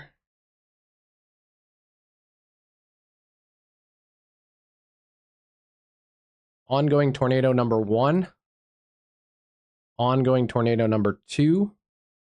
And then this is tornado possible down here near Cottonwood. Another area of rotation also showing up near Ashford. So we'll see if they extend these warnings at all. But this is a little bit much here.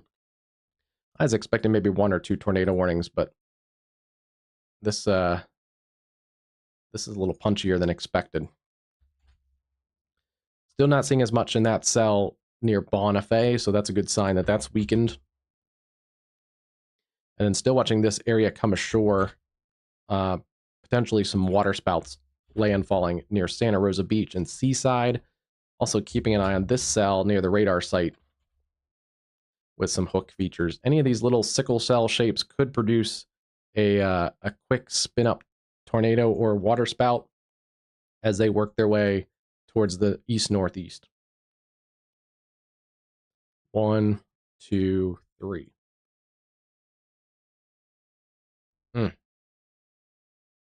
Wow.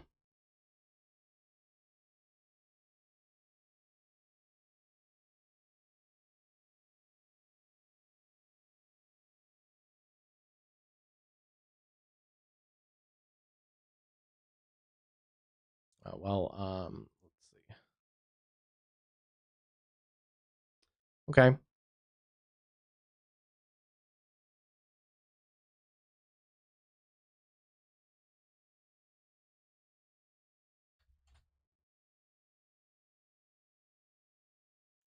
Don't love this sometimes, but they're gonna kind of box this whole area in.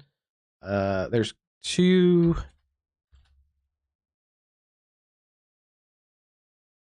Yeah, there's still potentially an ongoing tornado just near Blakely.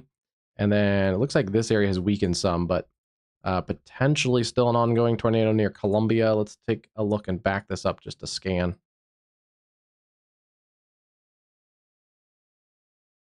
Yeah, it's still in here near Columbia Highway. Columbia Highway.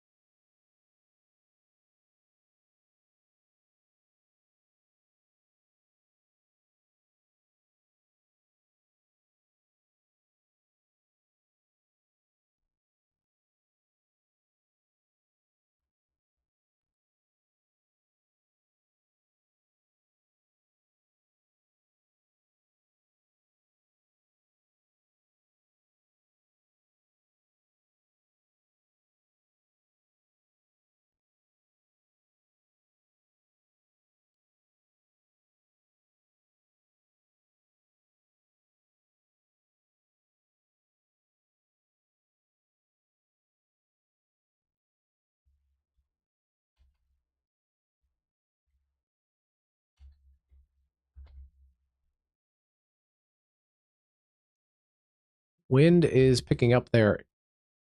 Look at the blowing wind across this camera. Wow, that is intensifying quickly. Let's see. Sorry, trimming it up a little bit.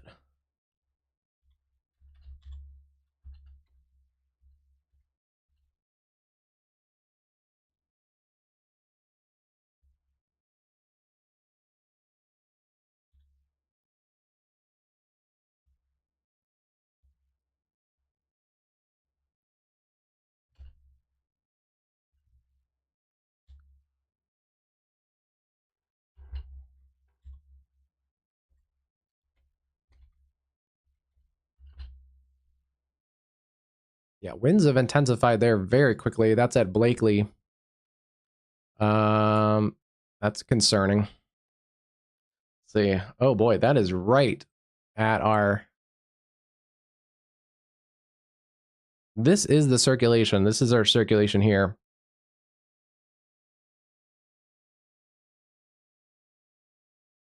Wow. Okay, we are in the circulation there.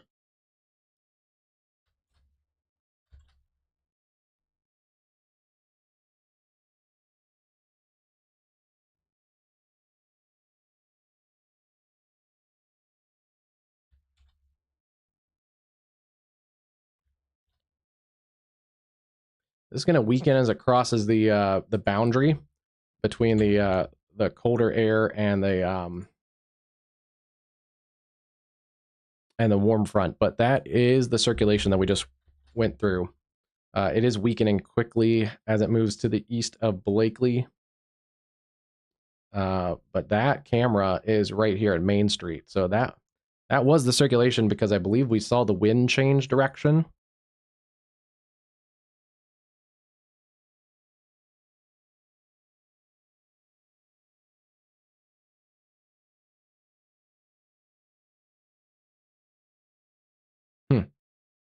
Wow. Yeah, we were right there in that circulation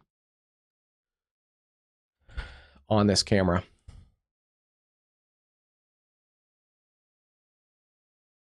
Still pretty gusty there. But yeah, that little intensification of the wind and the change in direction, that's this circulation. It's now approaching Arlington Highway. It's going to ride along Arlington Highway. We'll see again how long it holds together. It's going to get into some cooler air. So continuing there, the observed tornado.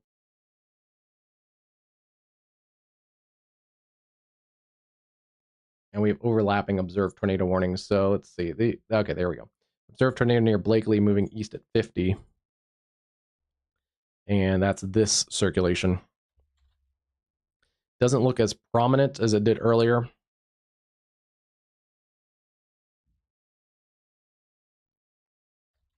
They're going to readjust here. We have three tornadic storms. This area, let's check this area. Still in here, so still near Chipley. You need to take your tornado safety precautions as well, still near Chipley. But it's this area now east of Dothan, Alabama, along the Alabama-Georgia state line, where we have a small area along this warm front that is causing a pretty localized tornadic situation. We have a possible ongoing tornado near Blakely that we just rode through the circulation there, or at least the outer edge of it. We have an ongoing tornado now east of Columbia, and the newest tornado warning is observed near Ashford and approaching Jackson, Florida, or Georgia, sorry. But right in here, there's the correlation coefficient drop in this area near Curtis Mixon Road.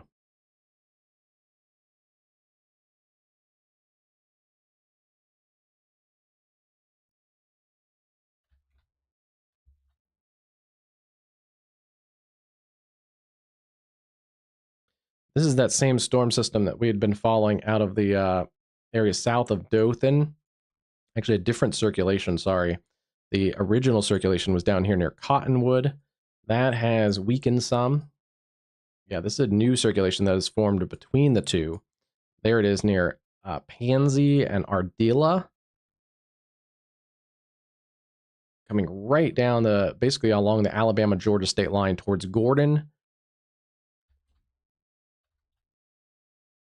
Yeah, and it's right in here. Curtis Mixon Road, approaching Main Street in Gordon, Alabama. And once again, another little notch feature with the inflow and outflow like this. That tornado sitting back, tucked in there. Wow.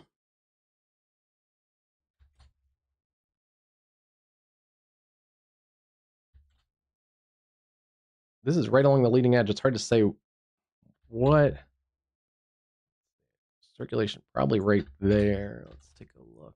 I don't think the Blakely one is on the ground anymore. And we kind of rode through that circulation, and I didn't see any debris flying. We saw the wind direction change, but yeah, without seeing a lot of debris, it's hard to tell if that was on the ground from this perspective of this camera. The other storm has a circulation in here that's continuing east of Columbia toward Damascus, Georgia. And then probably the stronger of the circulations right now is this one with at least 60 to 65-mile-an-hour winds. That's near Philadelphia or Gordon, Alabama, moving along the state line towards Jackson. Wow.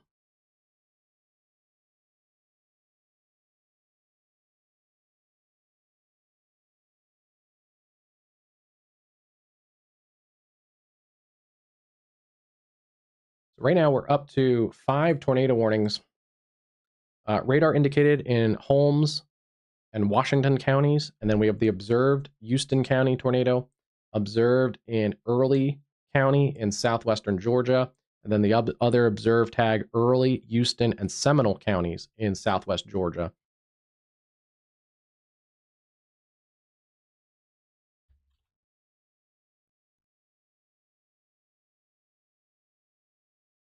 If you're behind this line of storms, your tornado threat is over for areas like Mobile, Pensacola, Montgomery, Andalusia, Ozark, Eufaula, Columbus, Georgia. Watch out for a flash freeze, but your tornado threat is over. And in the Florida Panhandle, Pensacola, over towards Fort Walton Beach, that tornado threat has ended for you guys. Still potentially tornado possible. Watching some rotations along the Gulf Coast. One near Alley's Beach is an interesting little area of rotation. And then also another area rotation near Pine Log, Florida. Those seem to not be as imminently tornadic down there. And then still watching a weakening area of rotation. This was our first observed tornado of the day. Still in here, weakening area of rotation near Chipley. That's tornado warned another 9 minutes. I'm guessing they're just going to let that kind of expire. The rest of that storm has really gotten undercut by the cold air, so it's really just this area here on the leading edge of this storm that still has a circulation with it. The north, let's go to our observed tornado near Gordon. Yeah, still seeing a debris signature in here. That's unfortunate, but likely still a tornado on the ground near Gordon. Radar confirmed damaging tornado. Just checking to see if they, if any of these are non-radar confirmed, if they're a spotter confirmed. But, and you can see it in here a few minutes ago too. There it is right there. This one may not have been on the ground consistently, but it was definitely on the ground somewhat. Near Dupree. And then likely again here around Gordon. It's moving a little bit more east compared to the warning polygon, so definitely watch out if you're, it includes Donaldsonville, but I think it's going to be north of there, at least this circulation. It's more up in this area. So I wouldn't be surprised if they extend the warning out to Enterprise, Georgia, but definitely Howard's Mill, Safford, Jenkin, Killarney in Georgia. You guys need to be Killarney, maybe. You guys need to be in your tornado safe space if you're in this area. That's a really dangerous storm.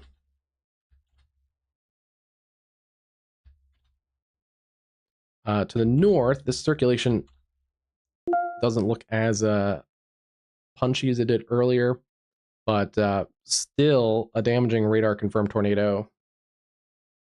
Hasn't been updated in a few minutes, but we'll see. Still kind of some suspicious CC in there, but that may be clear air now at this point. So looks like that storm is weakening, and then we still have a circulation in here near Blakely. That's moving to the east of Blakely around Arlington Highway. I don't think that one's on the ground either. Yeah, those two warnings have not been updated in a couple minutes.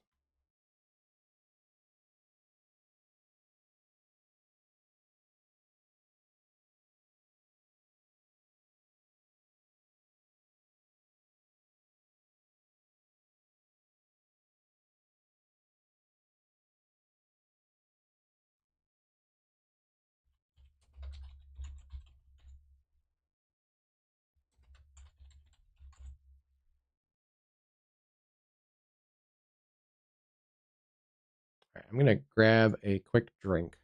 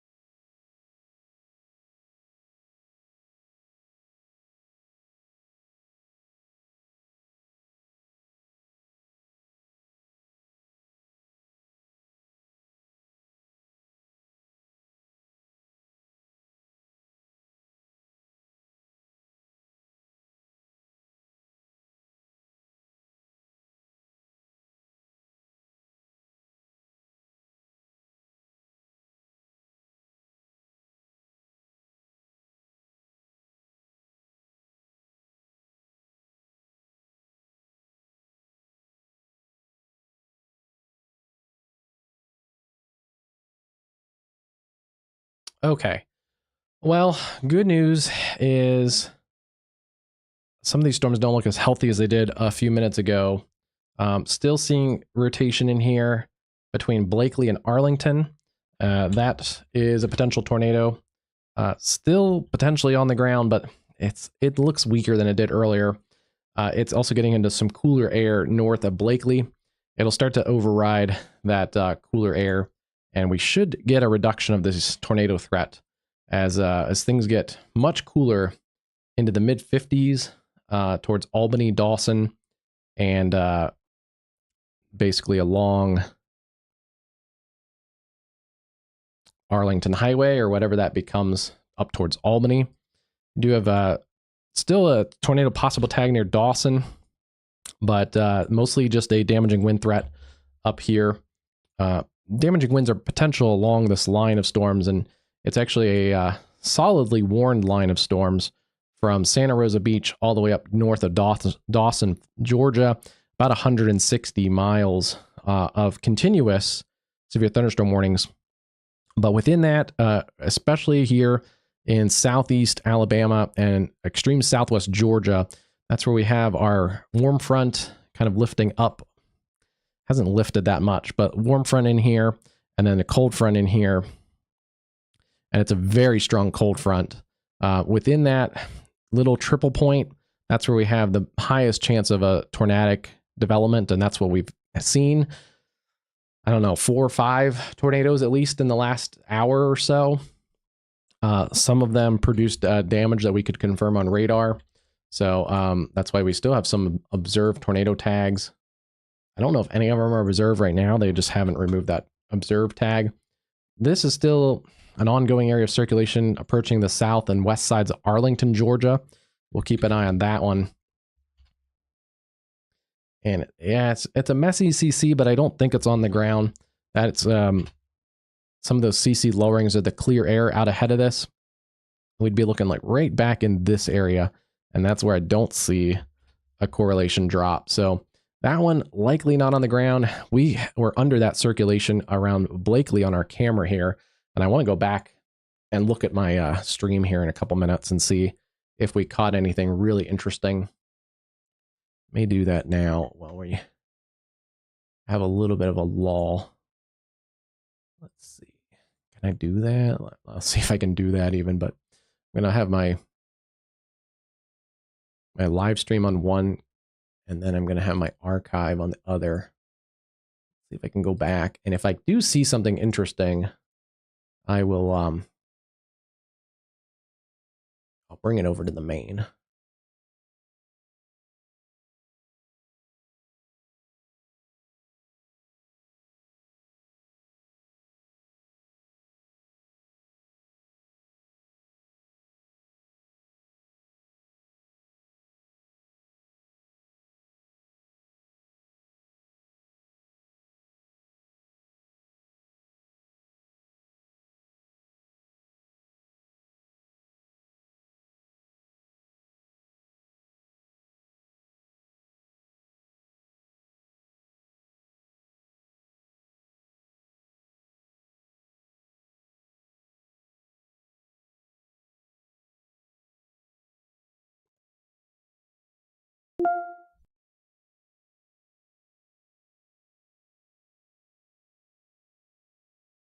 watching my stream, my previous stream, to see if we caught anything interesting.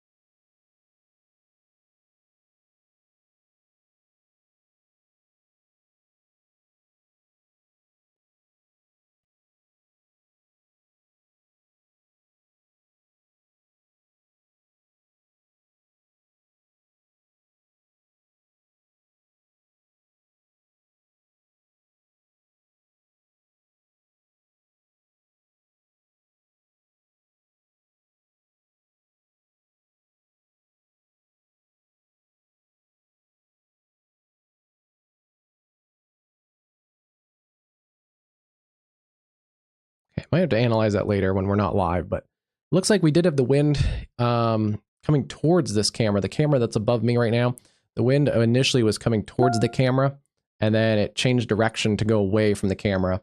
So I'll do some more analysis on it later. It looks like we definitely were under this stream. There is maybe some metal or sign that blows by, or some paper or something kind of like cardboardy maybe. But that does then blow the opposite direction of our camera. We may have been under that circulation. I don't think it was on the ground at that point, but you can definitely tell by the wind and the rain that we were under that that circulation. So that's interesting. We'll have to double check that later. If that is conclusive or something, we'll repost it on a recap. Still potentially an ongoing tornado. Let's take a look and see. It still is observed. Let's go in here just north of, this is in Early County, and it's just south of Arlington. May still be in here. It's hard to really say, but these aren't lining up exactly. Okay, there, it's lined up now. Yeah, this still may be actually on the ground, producing some type of damage. Coming towards Nicholson or Nicholsville. Yeah, Nicholsville. You guys need to be in your safe space. I would guess they're going to continue this warning as it gets out towards areas east of Arlington. Let's continue to look up towards Dawson and Leesburg. That's just mostly general thunderstorms. There's our likely ongoing tornado right in here. This is Highland Avenue South, just on the south side of Arlington, Georgia. You need to be in your tornado safety precautions. It's coming down Patmos Milford Road towards Nicholsville, and also approaching Nance Springs Road. So if you live in those areas on the south side of Arlington, please take your tornado safety precautions. It does look like that actually has re-strengthened in the last few scans. So that is a dangerous storm there. It likely will get extended. Observed tornado coming into this area near Jenkins. Good news is this circulation has weakened some.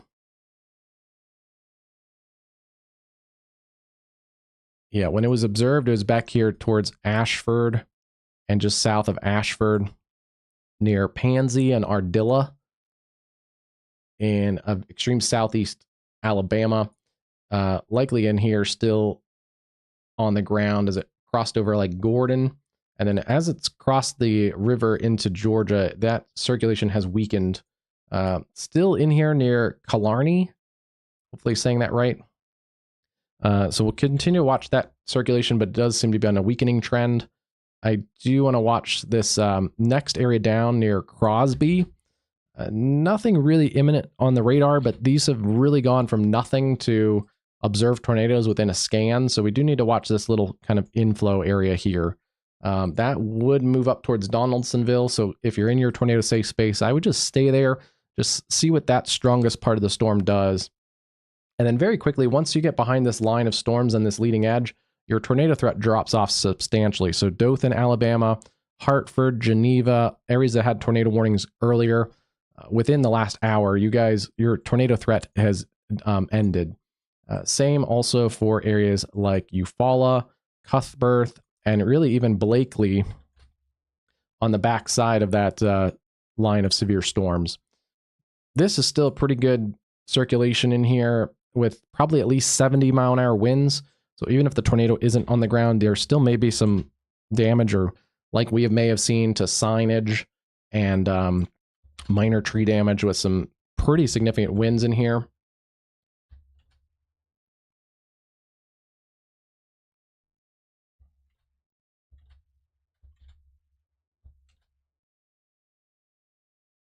Yeah, it's hard to say if it's on the ground. It'd be right in there that I'm really looking for a signature, and I don't see it at the moment, but that doesn't mean that it's not on the ground. It could just not be picking up debris to our radar level. Wouldn't be surprised if they extend that warning out.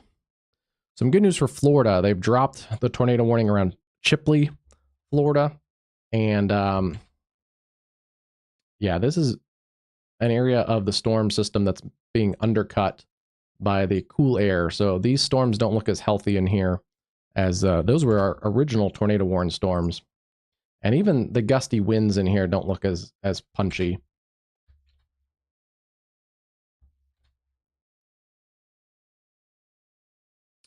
To the south, still watching a couple areas of rotation. Now, east of Ebro, approaching Crystal Lake, and then kind of coming ashore on the Gulf. There's an area near West Bay that has some rotation on it. Not too organized at the moment. And then there's one area up here near Pine Log. But those haven't produced tornadoes since we've been on the stream. I do want to transition for a minute and go over to the winter storm side. Oh, there's our newest tornado warning. I figured they'd extend that.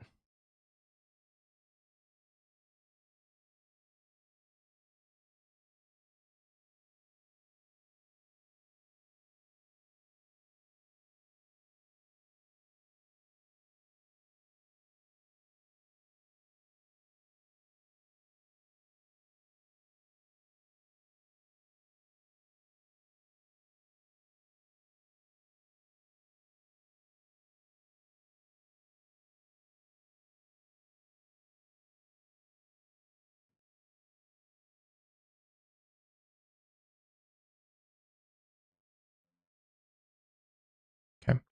Checking my audio levels because I haven't had our warning notifications, which is a little weird. You guys might have it on your end. I might just not be hearing it on my end.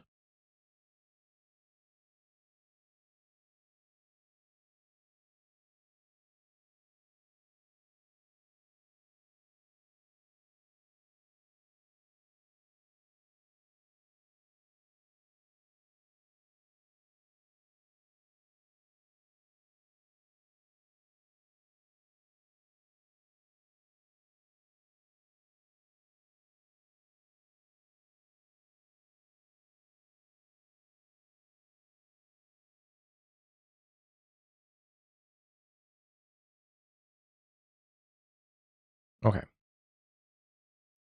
Yeah, it'd be nice to get those warnings on my end too, but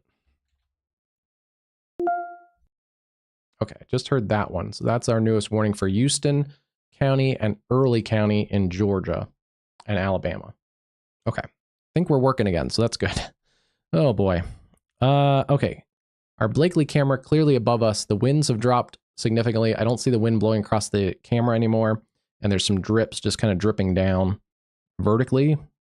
So much calmer scene there than we saw just a little bit ago. Let's take a look at our other situations. This is New York and the Hudson Valley. Just a absolute mess there. And then let's see, we'll have to go to, camera was being a little weird too. I think there's too much snow in that area. Let's see.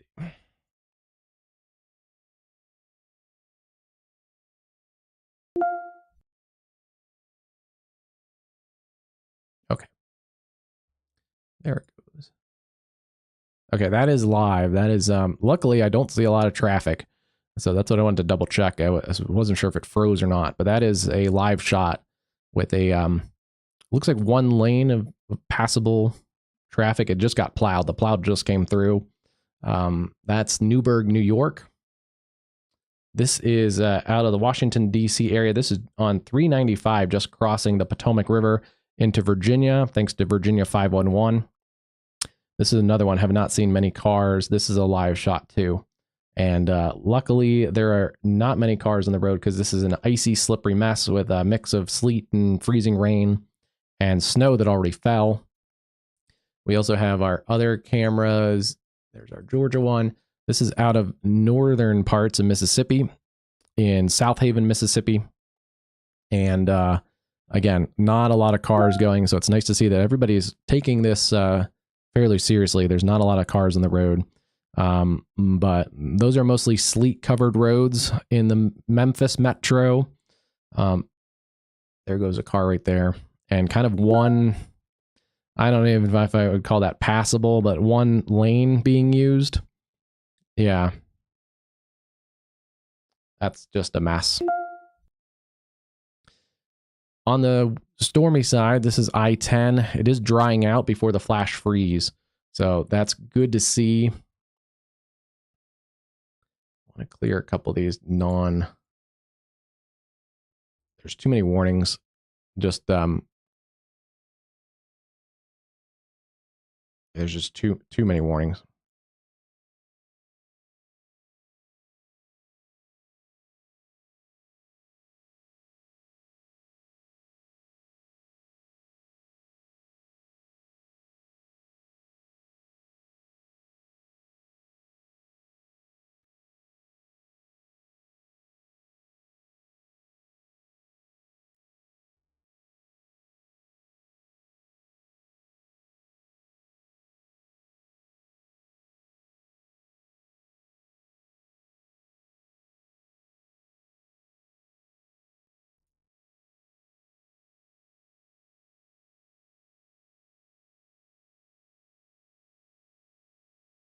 Okay. I've had a weird glitch lately where some of the warnings, even though I don't have them turn on, they populate. So I kind of have to like go in. I was doing this before the stream, but since I reset the whole thing, I did kind of do that again. There we go. Okay, that clears most of those out.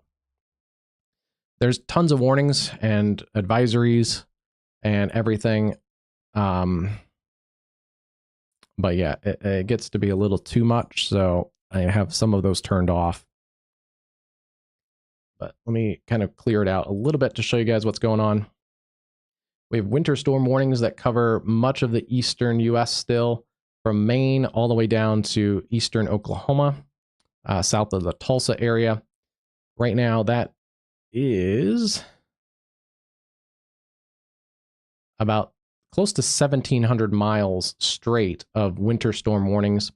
On the southern edge of this, we have ice storm warnings in the Memphis area, into northern parts of Mississippi, and into northern Georgia, and also much of South Carolina and the Carolinas. Many of these areas that started as rain or started as snow will change over to freezing rain and sleet here in the mid-Atlantic. So ice storm is going to be a continuing threat there. And then we have dangerous cold coming in, spilling into the central U.S. and into the east as well. But this is going to be an extended cold stretch, and I think we're going to be dealing with that for a little while.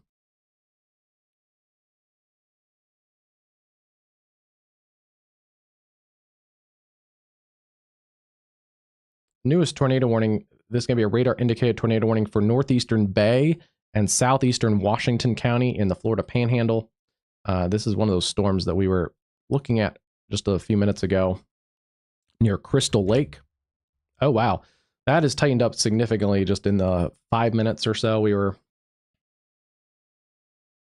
actually kind of two areas of circulation, but that's when I noticed it earlier near Pine Log.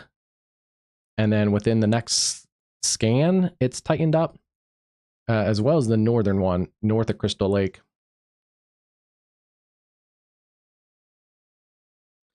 I do want to look and see if there's any correlation with this sun.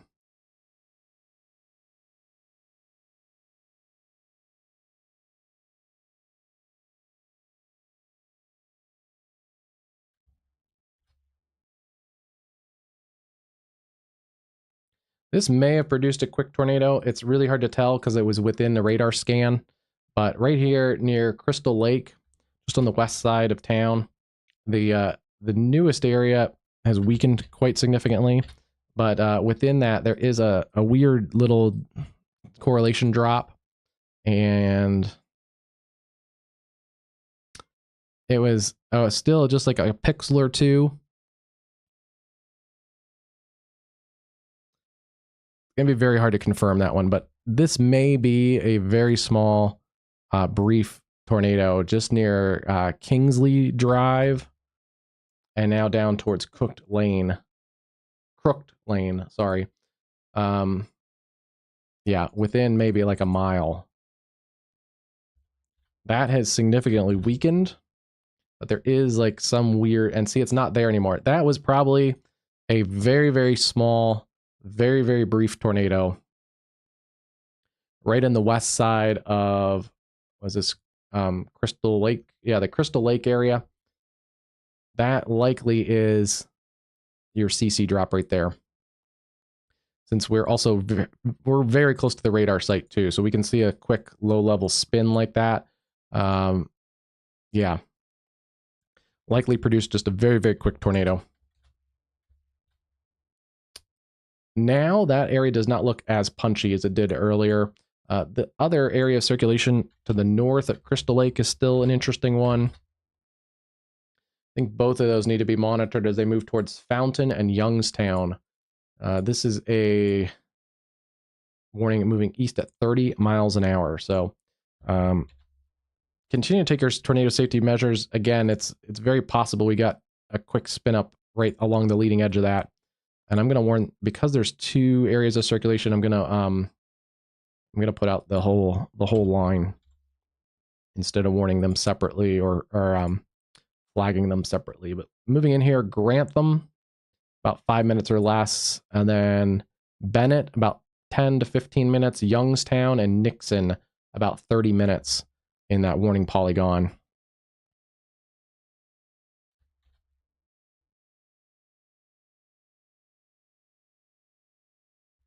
Yeah, very likely a quick spin up there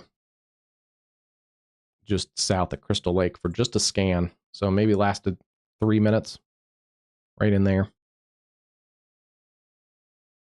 Just west of Kingsley Drive, Anna Lauren Drive, Woodcrest Boulevard, that area.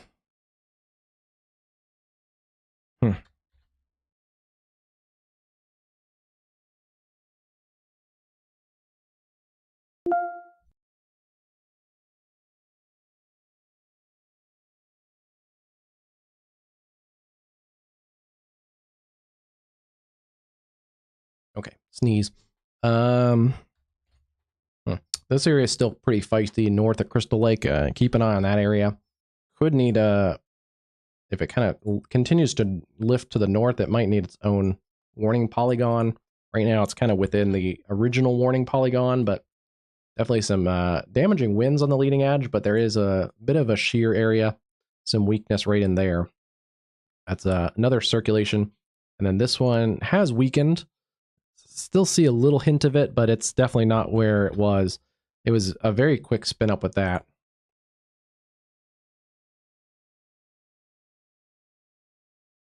Although we likely had a quick spin up there near Crystal Lake there in Bay County.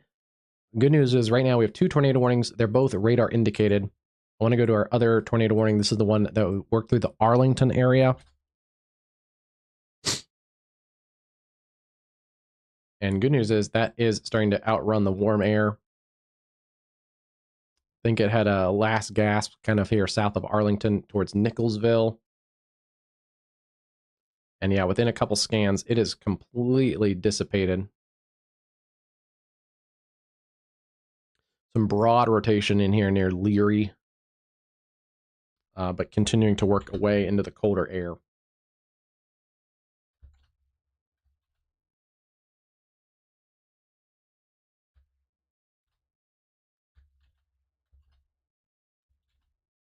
Tornado possible tag up near Leesburg, over towards Ashburn, Georgia, then up towards Albany, down to Camilla, Donaldson to Bainbridge. We pick up the severe thunderstorm warnings into the Florida Panhandle, from Chipley over to Mariana. This area does not look as impressive right now as some of the other parts of the line. Then we have still towards Panama City Beach, Panama City, Lynn Haven, severe thunderstorm warnings, tornado possible tag, with some ongoing circulations kind of coming ashore. But then we were following the circulation near Crystal Lake, likely produced a very quick tornado there. Still radar indicated as it's working east of Crystal Lake, Florida. Some good sign is, yeah, we're starting to get into the less favorable environment for tornadoes. That really peaked, I think, in this area here in southeast Alabama, extreme northern Florida, parts of the Florida Panhandle there. But these are going to be outrunning the warmer air and the instability. So good signs for the severe threat. Let's go back and take a look at some of our winter side of things.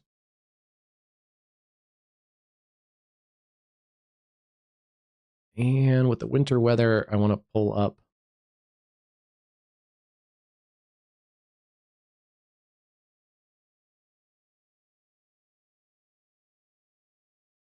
Ooh, it is close for Atlanta. We told you guys earlier this week that it was going to be a close one, and it looks like the freezing line is still just kind of hugging the eastern portions of the Atlanta metro. So if you're in Atlanta, it's in the mid 30s. Very quickly to the north and east, Lawrenceville, Athens, Gainesville, up towards Nelson. It is below freezing. So this is going to be freezing rain, maybe some sleet mixing in, but mostly freezing rain across northeast Georgia. We're cautiously watching the Atlanta metro to see if that cold air damming works its way. There's cooler air coming down, bumping up against the Appalachians, and we'll see how far that gets into the Atlanta metro. You guys are right along the edge of some of the warmer air coming out from the south, southwest, and the cooler air. And yeah, it'll be interesting to see who kind of wins out there. Otherwise, the models did kind of really showcase this well, especially our short-range models with the warm nose of this system riding up into parts of eastern Tennessee. So right now, for the Knoxville area, for the Smokies, it's actually all rain at the moment with temperatures around 40. But east of the ridges, things into the Carolinas get into the 20s very quickly. So this is another ice storm situation going on for the Carolinas. And then also back to the west, we have the freezing line across parts of middle Tennessee and up into Kentucky. We were following that earlier too. Snow ongoing across Louisville. Oh, Louisville. Interesting note on the weather observations from the airport. Airport closed. So Louisville closed. Many airports are just completely shut down, or if they're operating, the flights aren't operating. So Louisville, some pretty heavy banding of snow coming across. You can see these bands in here. Someone in this area, I think, is going to be the winner of some of the Midwest snowfall totals. I think somewhere in this area in southern parts of Indiana, just north of the Ohio River, maybe working its way into areas like Miami, like Oxford, Ohio, and maybe into the Cincinnati metro, the Dayton area. But somewhere in this swath, I think someone probably has 12 to 18 inches of snow, closer to maybe like 14 to 18 inches of snow. I think we're going to see some report in there from in those kind of totals. Otherwise, most of this area, I think, has like 8 to 12 inches of snow across the Ohio Valley. We'll have to get some snow reports in a few minutes. But yeah, north of the Ohio River, it has stayed pretty much all snow versus the sleet to the south.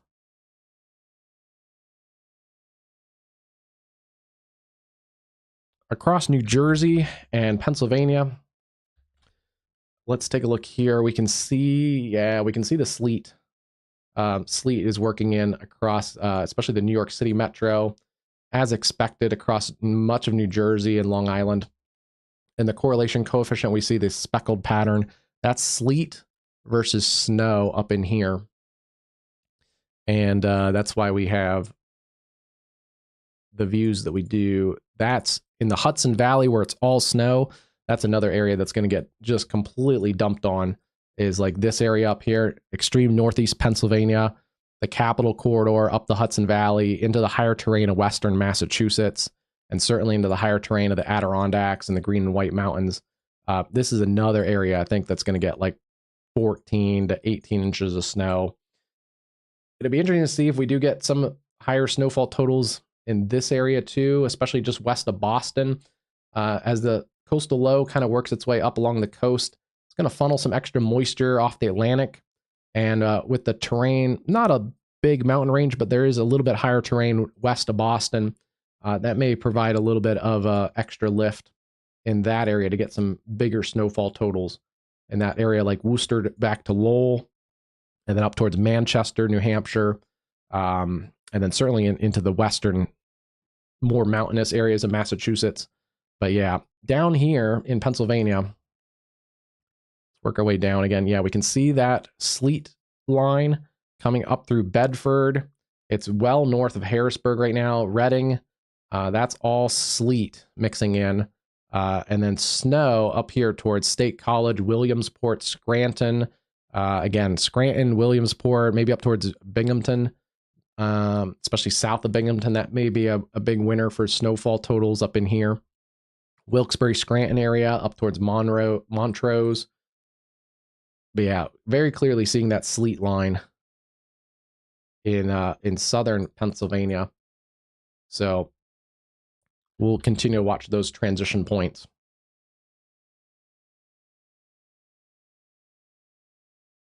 Okay, some good news. As kind of we expected, we lost the tornado warnings right now, as those storms are kind of working away. Still some juicy moisture right in this area south of Albany. Albany has popped up to 74. Moultrie, Georgia, 72. But just north of there, Dawson is at 61. Ashburn and Cordell around 60. So that's kind of where our fine line of the severe weather, I think, is going to be.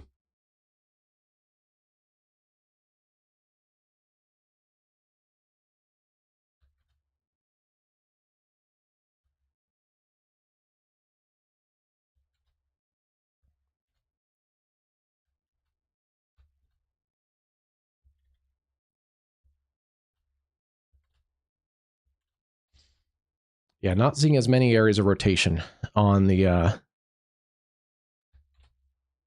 radar right now. And very quickly, look at the cold air coming in, even down along the Gulf Coast. Just behind this line of storms, it's 59 in Dothan. It's but yeah, there's basically a 20-degree difference here between Dothan and Bainbridge, about 50 miles or so. Dothan, Alabama, 59, Bainbridge, 79. And yeah, same way for along the I-10 corridor, Crestview, and this area, 58 out ahead of the storms, 77 in Blountstown. Wow. And then it cools off even more back towards Mobile. Mobile now into the lower 50s.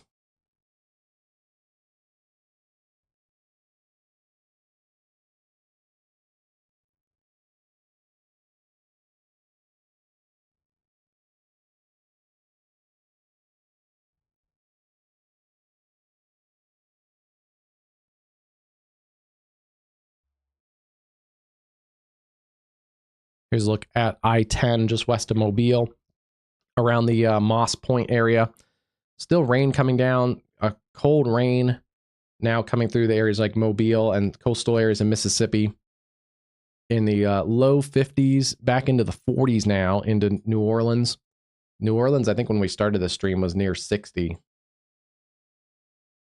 So that's a cold rain coming through. And then into the Houston metro, it's into the 20s.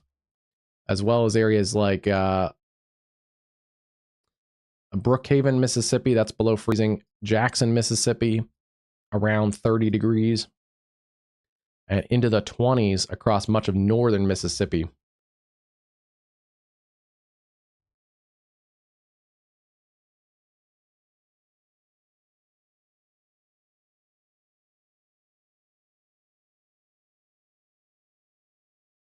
Pretty much the precip is done.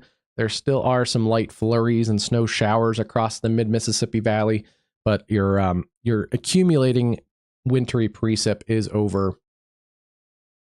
And there's a look at South Haven, Mississippi.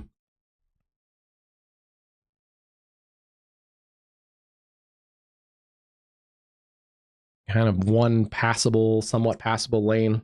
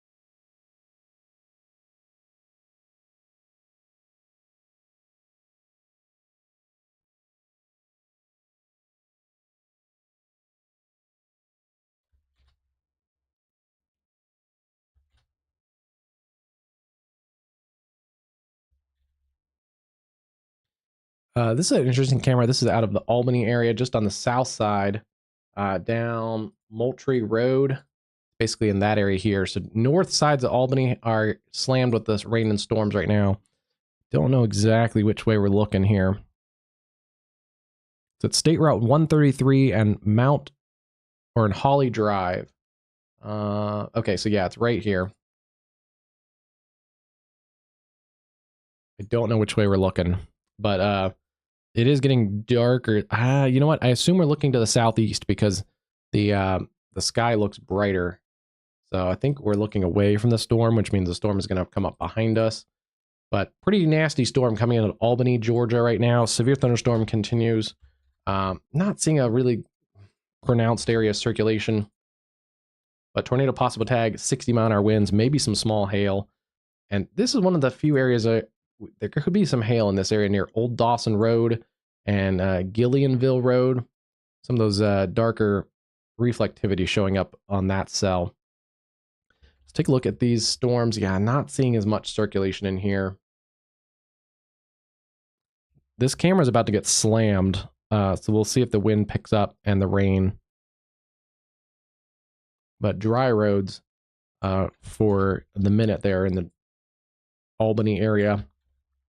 And then, yeah, these storms are weakening significantly across areas like Donaldsonville, Mariana, and into Florida. They're being undercut by that cold front. Still some stronger storms near Panama City, Lynn Haven, Florida. But those also are on the downtrend. So good signs here across eastern portions of, far eastern portions of Alabama. Alabama, your severe threat is almost done. And then looking at areas like southwest Georgia, these storms are working their way through this tornado watch pretty quickly.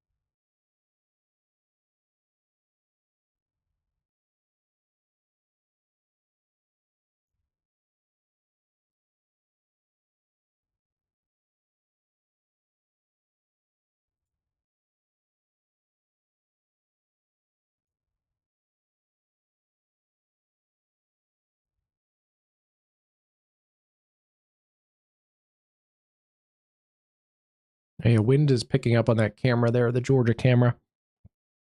Trying to get a good shot of other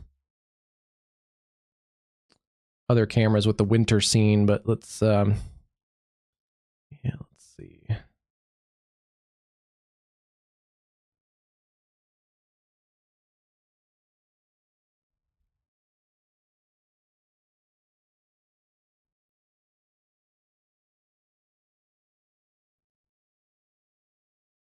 Definitely getting darker too. That storm is right on this camera, basically. Okay, good. That one seems to work.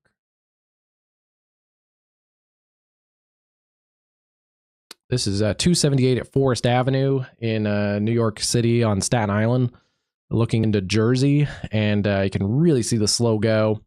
This would normally be a much busier scene, but only a couple cars, and I think those are, looks like DOT vehicles that are exiting on that exit there.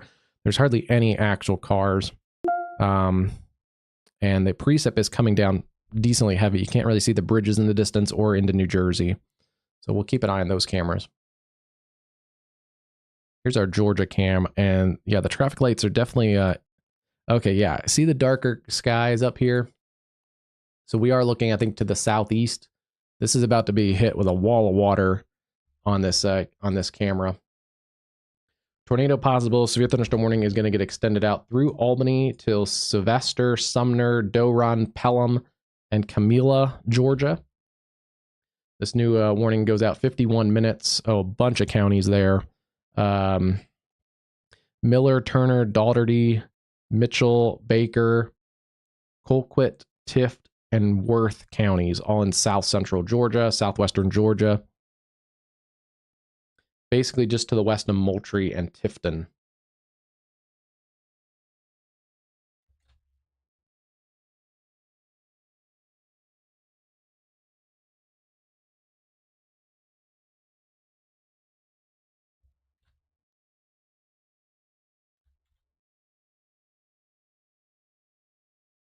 Starting to get a reduction in the severe weather, but still some stronger storms east of Lynn Haven, Panama City, down towards Tyndall Air Force Base, Mexico Beach. Severe thunderstorm warning to a possible tag, but we're not seeing the circulations like we did earlier. So I think the tornado threat is quickly diminishing. I'm actually surprised they replaced this new warning with a tornado possible tag for the Albany area, because I'm just not seeing a lot of tornadic circulations anymore.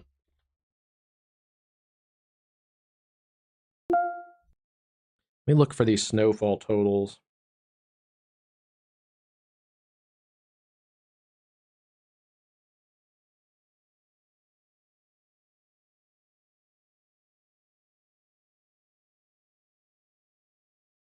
I saw some earlier, and I want to pull those up.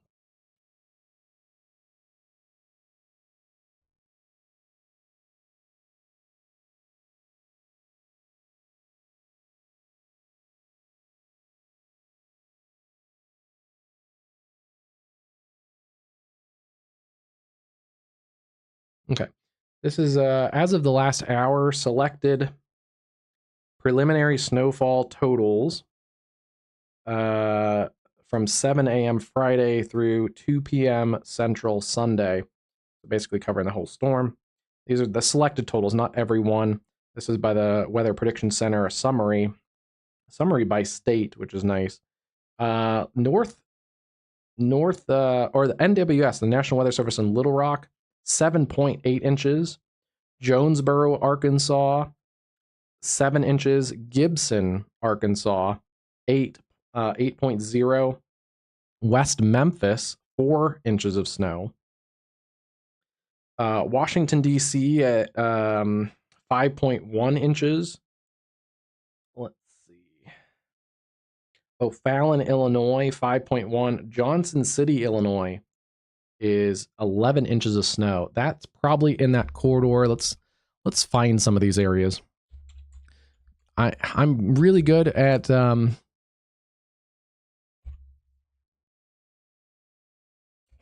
geography and knowing these areas, but sometimes if it's a small little, yeah, see, this is a small little community, even though it says city.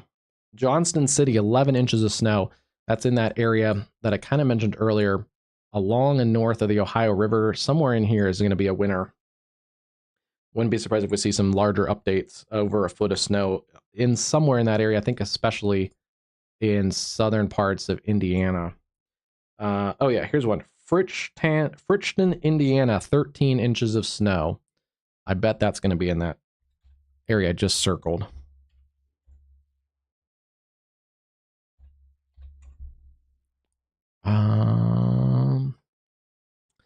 Let's see. Spell it right.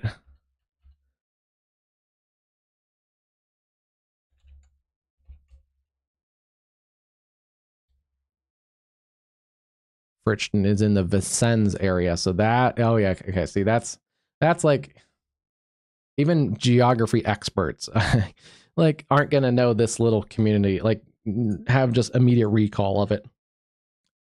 It's just a little basically crossroads along the railroad east of Vincennes. So Vincennes area, that's about 13 inches of snow. That's where that's in that southern area, just north of the Ohio River. Hope, Indiana, 11 inches. Odin, Batesville is over near the Cincinnati area along 74. That's one I do know. Batesville, just northeast of Batesville, about 11 inches of snow. Indianapolis, 6. So far, I think not to brag, but I think my WeatherCast quick casts are verifying. We called a dramatic drop in the snowfall totals north of I-70 in here, where some of the models were saying 12 to 18 inches, and I just wasn't seeing it. I thought dry air would win out along the I-70 corridor, at least in the Midwest, kind of in this area here, north of St. Louis, and especially around and north of Indianapolis. I thought this area would get less snowfall totals, and our big winners of snowfall would probably be down in here. So it looks like that's somewhat verifying. Still preliminary, and they could add a few, but Indianapolis, Oakland City, 4.5.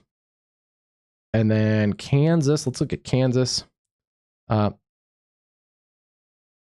Ada, Kansas, 8 inches of snow.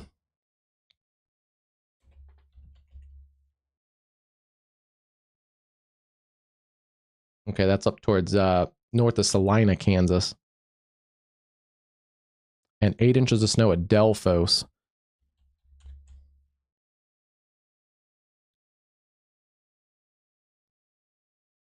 Also in that same area, so that makes sense. Otherwise, Wichita, 7 inches of snow at the airport. Manhattan, Kansas, 6.5. Topeka, 6. This was another area on our quick cast that I wasn't sure was going to get 12 to 18 inches of snow, like a couple of the models are showing. Kansas City, kind of in that I-70 corridor, where the north side would get less, the south side would get some more. And then Dawson Springs, Kentucky, 4.5 inches. There it is, Dawson Springs right here. Kentucky getting less snowfall totals mixed in with some of the sleet and freezing rain. Benton, Kentucky, also down in here. Southwest Kentucky, yeah, there's Benton. There's Dawson Springs. So again, kind of right along the Ohio River. That's where the highest totals are in Kentucky. Again, closer to the Ohio River, less sleet. South into more the mid-south, you got more sleet. This is still ongoing. You're going to get more totals out east, but Cockeysville, Maryland, I believe that's northwest of Baltimore.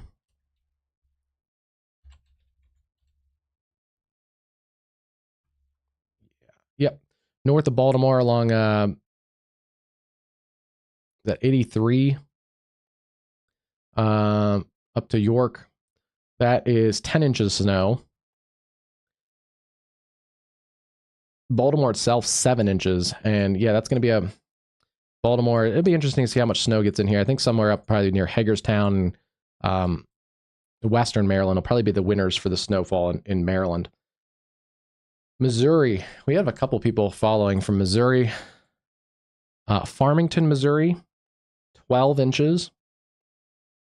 That tracks, that's kind of in that corridor north of the Ohio River, since This is kind of in the Ohio-Mississippi convergence area there. 12 inches in Farmington Pacific, just outside southwest of St. Louis, 10.3. Lake St. Louis, 9.5. That's up here west of St. Louis. Let's see if there's a report from St. Louis. Oh, wow, this is crazy. So the St. Louis, even though St. Louis is right here, and this area out here got 9.5, Pacific got 9.5. So it looks like the heavier snowfall totals were probably right in here to the south, since the St. Louis official forecast comes out of Lambert, St. Louis at the airport. Lambert only has 2.5 inches of snow, and down here it's probably 9.5 plus. So very interesting cutoff, very sharp cutoff at in St. Louis. By the way, St. Joseph on the west side, 6 inches, 4.1 at the Kansas City International Airport, 4.5 in Independence. Some big winners in New Mexico, 13 inches of snow, Botino Lake. Chester, New York, 10.5. White Plains, 10.5. I'm not going to touch as much on the Northeast because those snow totals are going to continue to increase. Let's go back here. Double check we don't have any tornado warnings. No, we don't. Let's look at Oklahoma. Oklahoma, pretty much all the snow is done. Orem, Oklahoma, 7.5 inches of snow.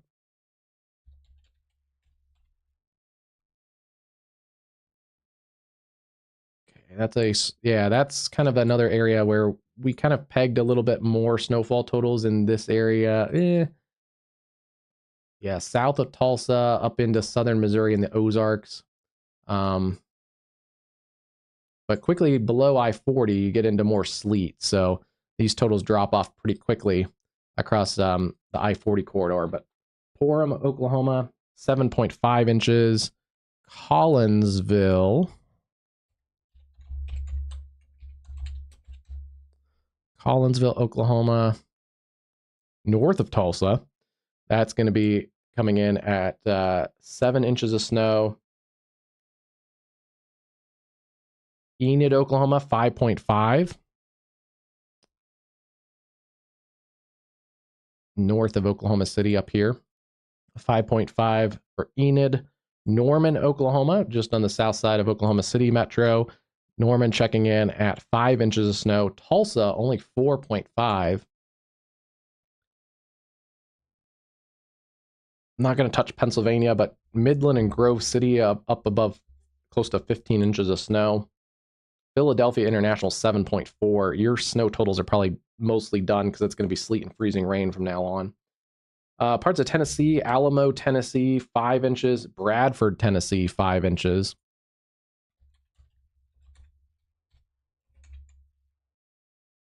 Check out where that is. Okay, that's in western Tennessee, so that checks out. A little less freezing rain and sleet, a little more snow in western Tennessee versus the central parts. Let's see. Yeah, Nashville isn't even on the top. 1, 2, 3, 4, 5, 6, 7, 8, 9, 10. Yeah, Nashville isn't even on the top 10 list of the snowfall totals yet. So I think Nashville's probably not going to get a whole ton of snow. Alamo, Tennessee, that was the other one that had the 5-inch totals. Okay, same kind of general location north of Memphis essentially into the Ohio Valley. Texas had a couple bigger winners than I think a lot of people thought, but Hawley, Texas came in at 6 inches of snow. That's out near Abilene.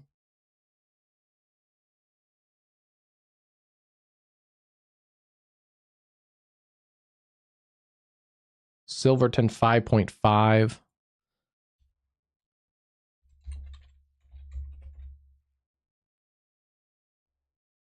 Out in the Texas Panhandle. So that's where most of the snow fell there. Virginia, still going to keep kind of watching Virginia. There's maybe a little bit more snow, but let's see. The winter so far in Virginia, Berryville, Virginia. Okay, yep, that would be in an area that you would expect more snow in the extreme northwest parts of Virginia, up along the higher terrain of the Shenandoahs. 7.1 inches. Probably get a few more inches of snow in this area, so wouldn't be surprised if they get closer to a foot. West Virginia, Brookhaven, 7.5. Martinsburg, 7. Moundsville, 7. Alabama, checking in. Oh, these are sleet totals. 2 inches of sleet in Alabama. These are going to be some crazy sleet totals here. Catholic Point, Arkansas.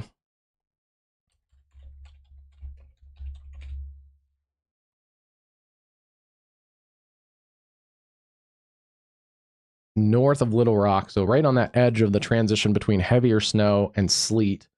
5.5 inches of sleet. Fort Smith, 1.5 inches of sleet. Shreveport, Louisiana, we talked about, you guys last night on our other social media was having thunder sleet. Shreveport had 3 inches of sleet reported there.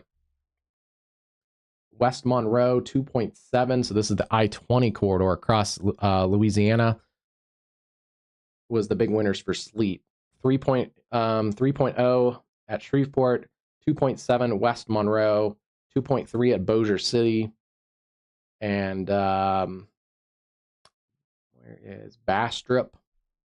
Only about 1 inch. Missouri had some sleet. Marigold, Alligator, 3.0 and 2.0. Or sorry, Mississippi, not Missouri. So Hernando, 2.0. Hernando is close to our camera, our other camera. Let's see, where is it? There you go. This is South Haven. Hernando is about 15 or 20 minutes south of there. But this area has 3 inches of sleet, roughly 2 to 3 inches of sleet. Holly Springs, about 1 inch of sleet. And then we saw that West Memphis had a 4-inch snow total. So here's West Memphis with snow, 4 inches. This area has 2 inches of sleet.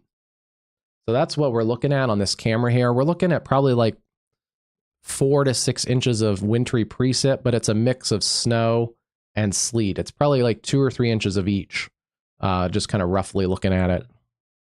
That's why it's such a messy travel look to everything. And yeah, at least not many people are out here, so that's a good sign.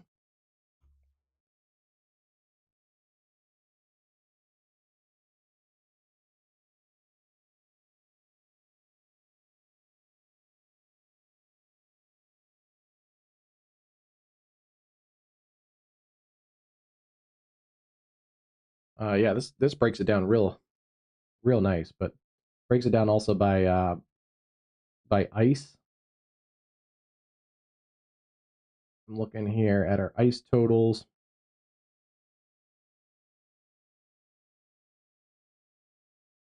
Lawrenceville, Georgia is up over 1/4 inch of ice already, so that's just north of the Atlanta metro. Let's go over and take a look at the ice totals, because these are going to be continuing totals here. This is going to be an issue into this evening.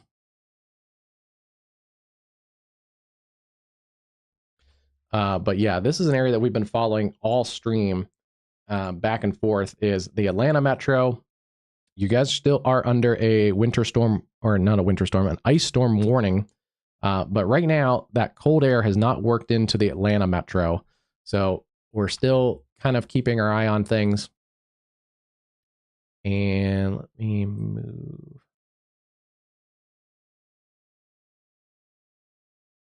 Checking something here.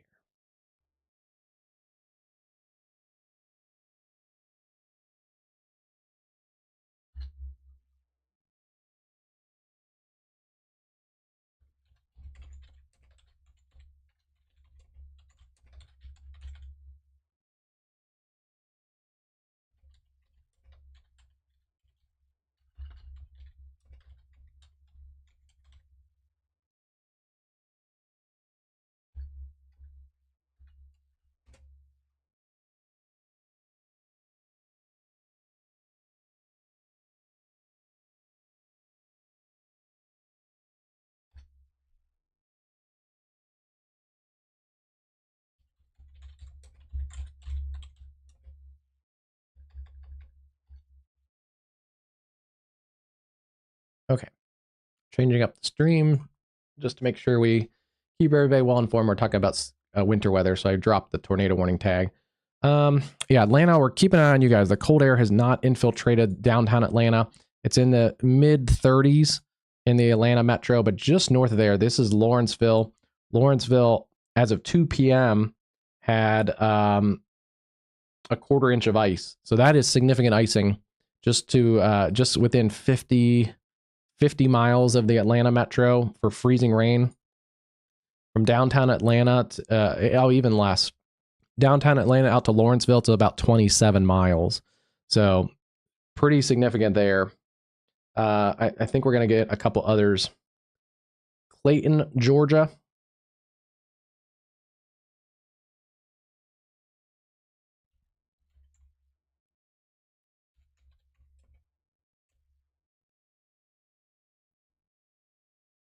Okay, that's the extreme northeast corner of Georgia.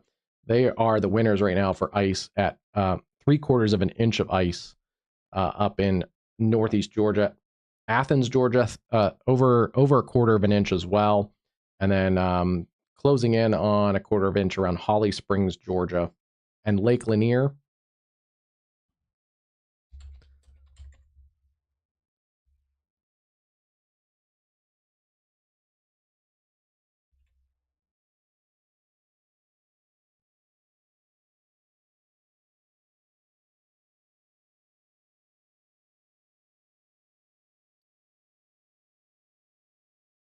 Rayville, Louisiana, inch of ice.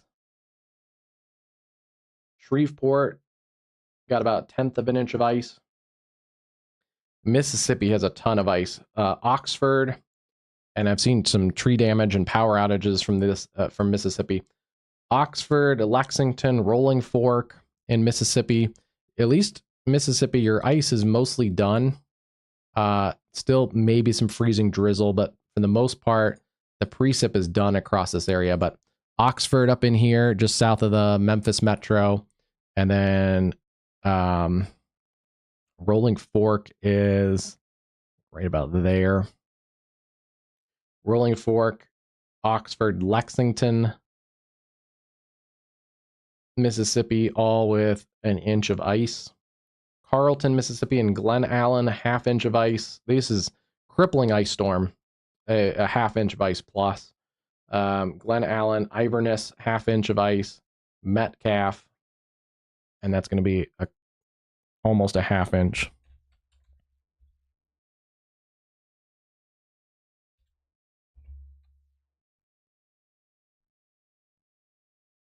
Okay, that's up by the Greenville area.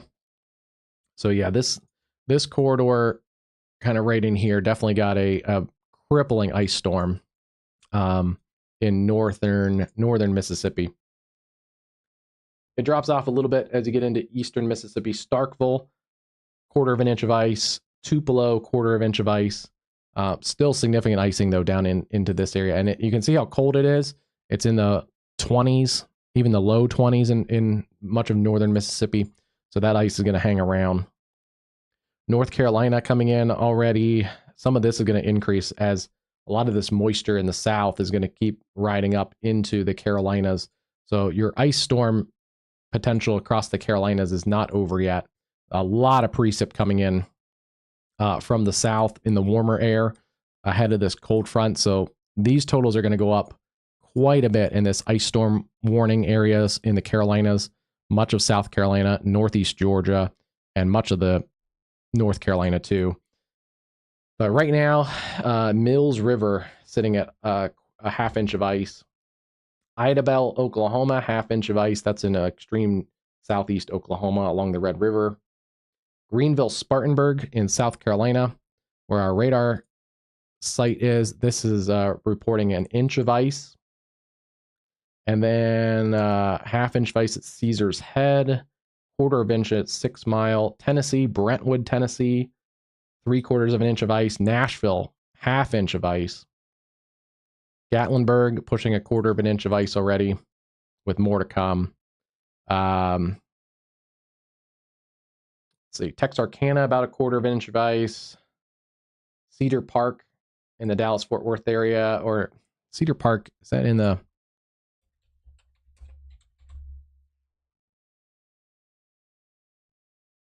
yeah, Austin area, sorry, near Round Rock. They got half-inch of ice. Bisbee, Virginia, almost an inch of ice. And yeah, those totals will continue into the Northeast. So, wow, widespread, right? Widespread ice, sleet, and snow event. Let's get back into some of our severe weather. We'll check on everything here with the severe thunderstorm warnings continuing. Tornado possible tag near Sylvester down to Doe Run and Pelham in Georgia. This is in southern Georgia. We haven't had any tornado warnings in a while, though, so some good signs there. Approaching Tifton, Moultrie with strong to severe thunderstorms, mostly a gusty wind threat. And then same thing down here towards Cairo and Bainbridge. Not seeing a lot of tornadic activity in this area. They're starting to really get ahead of the juicier air and also undercut by the cold front. So these storms aren't looking as healthy in here. We still do have severe thunderstorms near Blountstown down to Weehawken. I think I'm saying that right. And Mexico Beach. Mostly just a wind threat there now. Those will approach Tallahassee, at least some stronger storms likely in Tallahassee later. Areas that had tornadoes, like confirmed tornadoes, just south and east of Dothan, Alabama, up towards Blakely, and then areas like Geneva and Defuniak Springs. You guys are all clear of this tornado threat. So that's good to see. And then let's, I'm going to switch some cameras up and let's move some of our cameras around.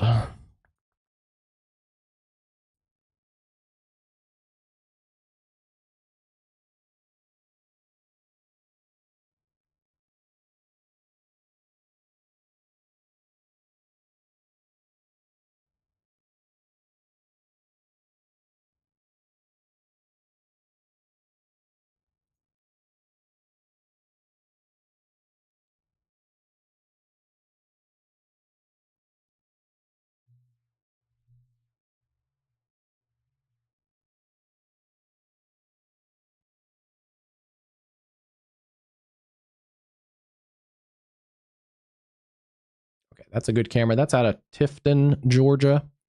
So we'll keep an eye on that one as those storms approach Tifton. No severe thunderstorm warning yet, but likely I would assume this gets extended out. But those storms are just a few minutes away. They are, let's see, they're about 15 to 17 miles away from the Tifton area. The wind is picking up out ahead of those. So we'll see. That is a sign of some strengthening thunderstorms if we get some inflow winds in there. So we'll take a look. That could be a severe thunderstorm. Yeah, the winds have definitely started to pick up there. And then looking at the DC area, again, like 5 inches of snow it was and a couple inches of sleet and freezing rain, I think. So DC's had all of it. This is in the Arlington area.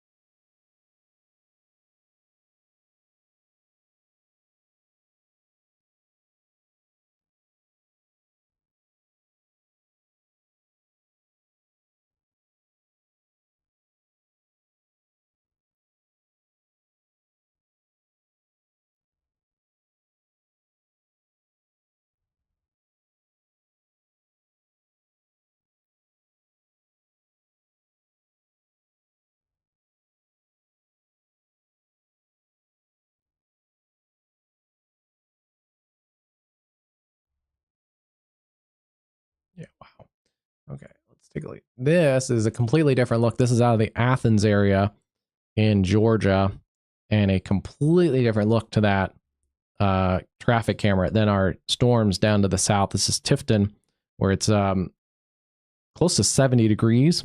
Dry roads at the moment. Those storms, though, even maybe a shelf cloud looks like coming into the view here.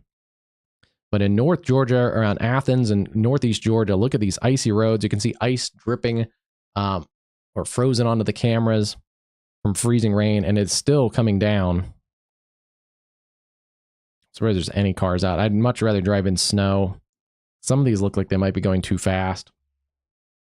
Yeah, it's down to 30 degrees.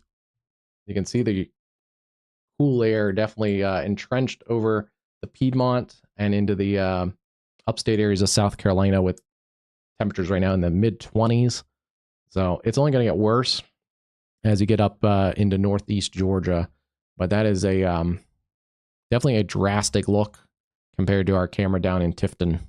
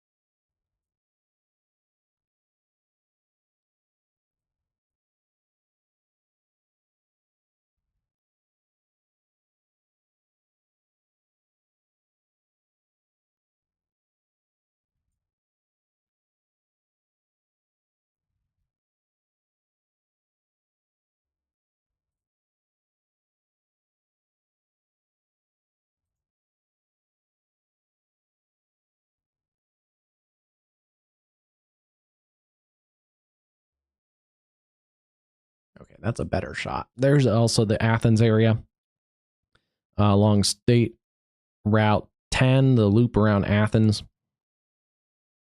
And yeah, you can see the ice and slush. That's just north of the Atlanta, north and east of the Atlanta metro. Let's see, our other camera just had a plow gang go across the other lanes of 395 here in the DC area. So we'll see if they try and clear out the other, this close side. This is a camera looking southeast towards the DC metro. And then still just a lot of snow and sleet coming down across northern New Jersey and the New York City metro. This is on Staten Island at I-278 and Forest Avenue, looking towards the bridge into New Jersey. You would normally see New Jersey from here, but we are socked into the sleet and snow and rain mix. And then taking a look at, let's see our camera here. Where is it? There it is. Starting to see the shelf cloud work into Tifton. This is at State Route 520 and 5th Street. I like this camera because we are looking at that direction.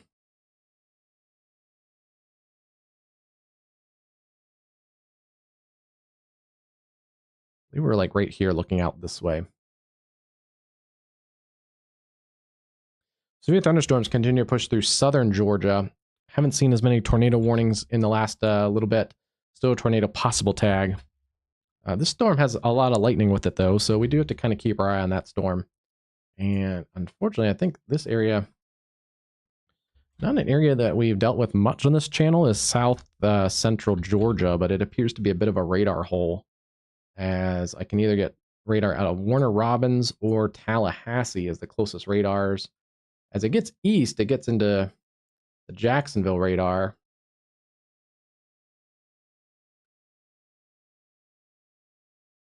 But yeah, that's a bit annoying. So a bit of a radar hole. Not seeing a great ground level look at this storm system.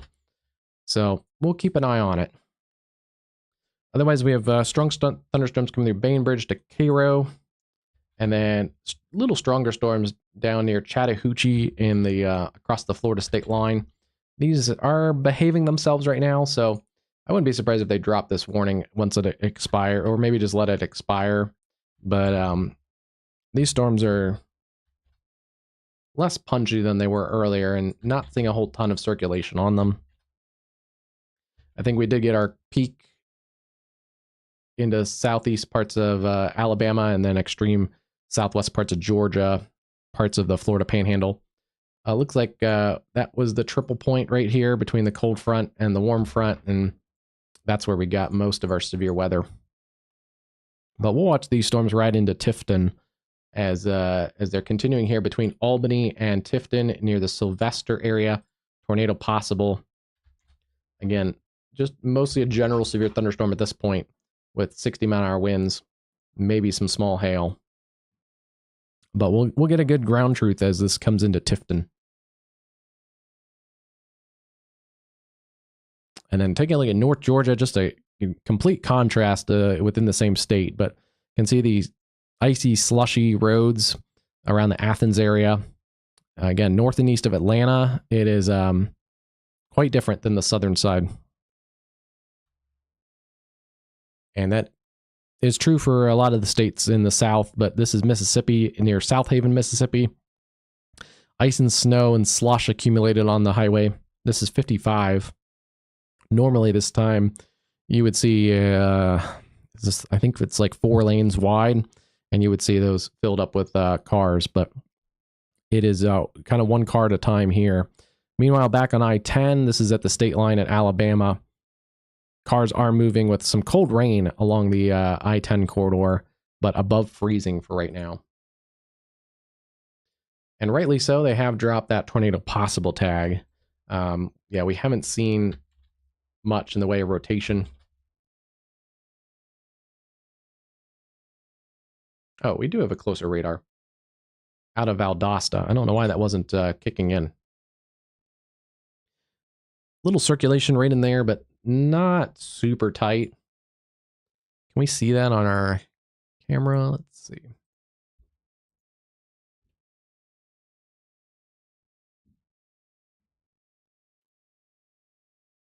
That's kind of looking towards that area where there is a little bit of a notch feature,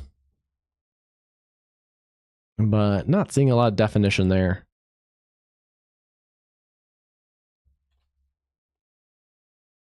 We'll get a better look at this storm as it gets closer into Tifton.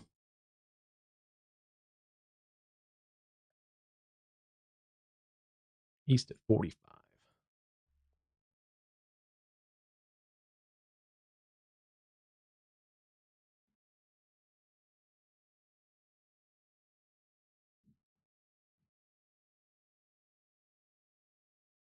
About 20 minutes. Should be into the Tifton area. Maybe a little closer. Get that back to 45. Yeah, about 15 to 20 minutes. Should be into the Tifton area with that stronger part of the line of storms. This is another kind of stronger part of the line up here near Fitzgerald. So keep an eye on that one. About 12 minutes to Fitzgerald and 35 to Jacksonville, Georgia.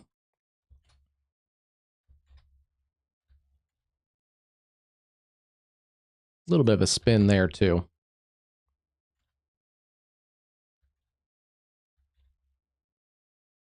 These are about to leave the tornado watch area, so we'll see what they do with the National Weather Service. I haven't checked to see if there are wow, we'll repost on our social media too, but give us a follow on WXCastUSA on Twitter and also on Facebook. You'll see that thing pop up too above me, but we'll definitely repost some things because there are some crazy ice pictures. Tennessee DOT assault truck slid into a ditch. So even the pros are having a tough time at it. There's definitely going to be significant tree damage, vegetation damage.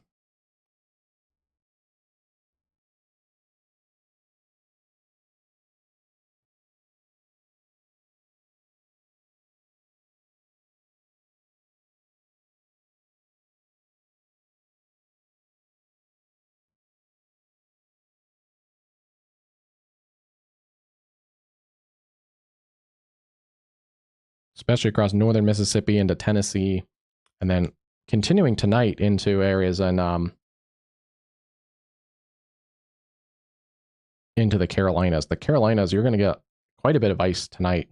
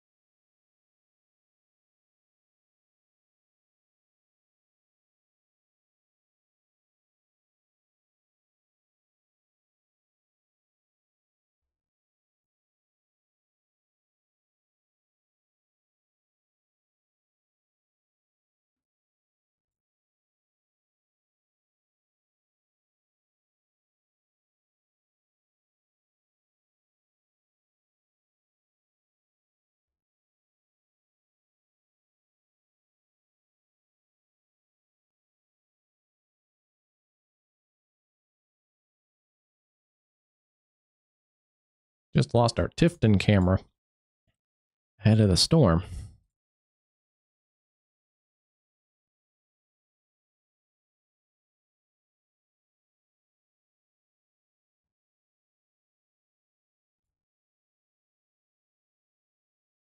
Okay, there it goes. Okay, we're back. Look at the shelf cloud. That's a cool look coming across Tifton with the shelf cloud. But yeah, this is going to be pretty quickly into town here. It's approaching the west side of town. Again, no tornado at this point. There is a little bit of rotation on a couple of these areas, but we're losing the tornadic part of the storm system. And I do want to take a look and check on. Wow, just the ice storm is just a crazy. We'll repost again, WeatherCastUSA, stuff I can't show on like live stream for copyright and stuff. We can share on social media. So take a look there for some of those.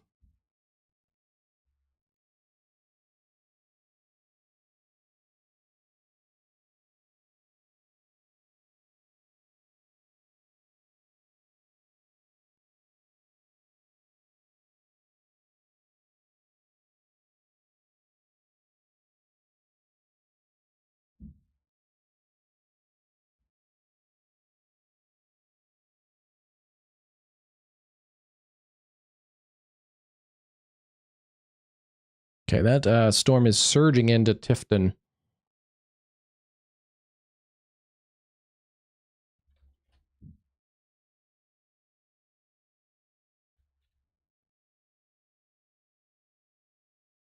Pretty good shelf clouds showing up.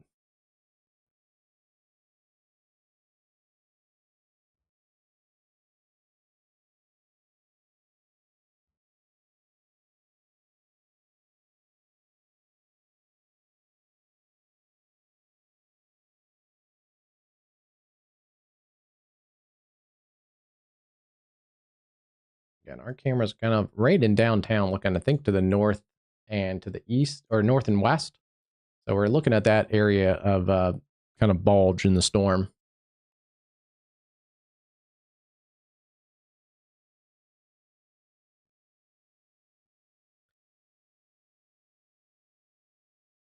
Definitely the potential for some damaging winds where this kind of bulges out in this there's two areas here. So we'll see if we get into some of that. But just west of Tifton and then just north of Tifton, there's these couple little kind of backward C shapes. That's where there is some wind pushing out in the storm. And you can kind of see those. Little bit of inflow kind of on the northern side of both of those little bulges. But this is a non-tornadic storm, at least at the moment. Severe thunderstorm, though, coming into the camera here. So Keep an eye on it.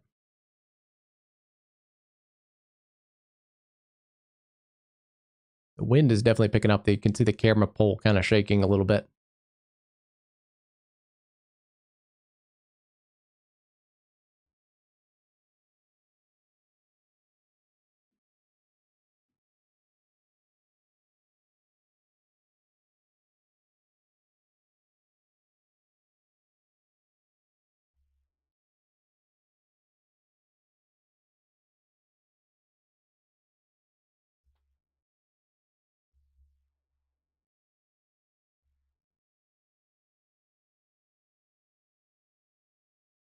And remember, after the storm moves through, the winter precip is done, but areas like much of Missouri and the Missouri Valley into the Ozarks. I just saw a National Weather Service post for extreme cold warning tonight. Wind chills negative 20s. That includes areas like Kansas City, Springfield, St. Louis. Uh, Lows tonight -5 to -8, and then wind chills in the negative 20s.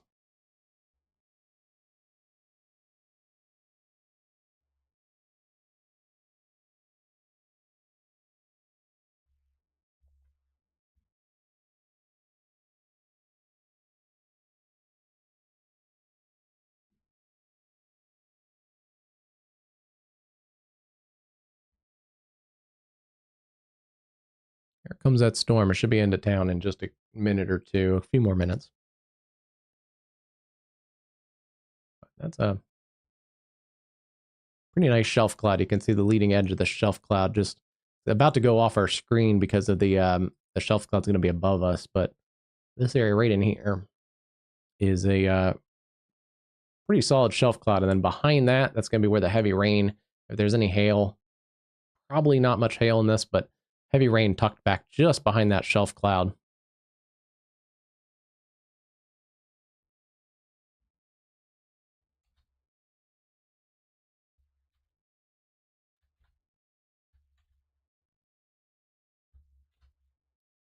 Could be some hail with this storm. This is a little bit of a stronger storm up near, we marked it earlier, but up near Fitzgerald, Georgia. This area could have some pretty interesting hail, it looks like, showing up in this surging part of the storm.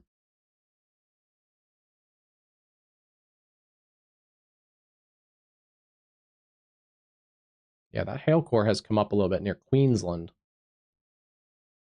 Wouldn't be surprised if that gets its own warning. Get extended out towards Jacksonville, maybe Lumber City.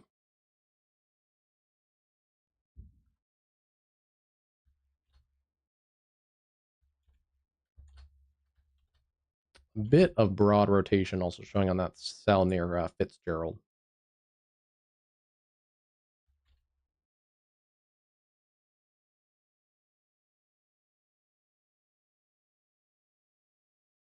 Tifton is here. There's the cell near Fitzgerald. We'll take a look at that one in a few minutes after we kind of get through this camera here closer into Tifton.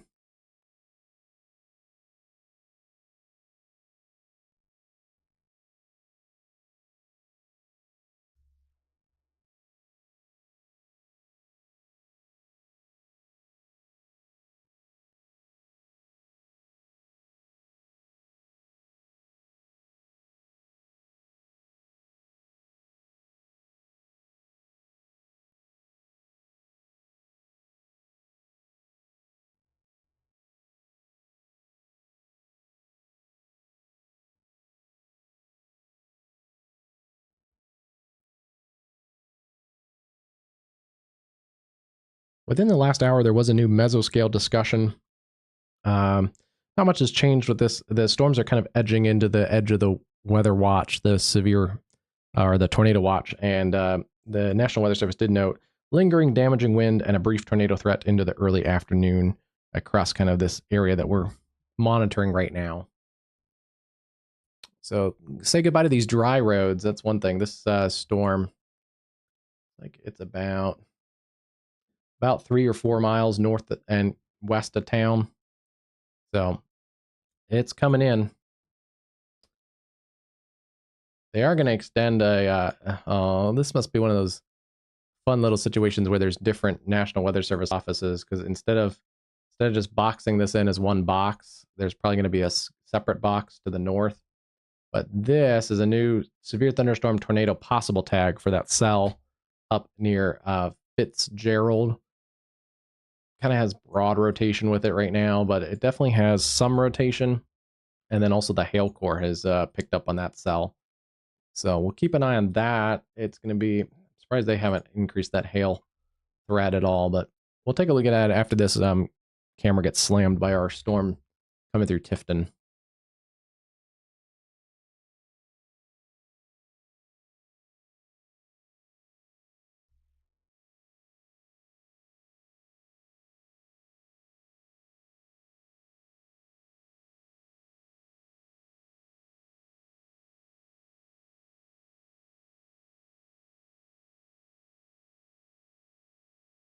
Meanwhile, it's 86 degrees with a heat index of 90 in Southwest Florida today.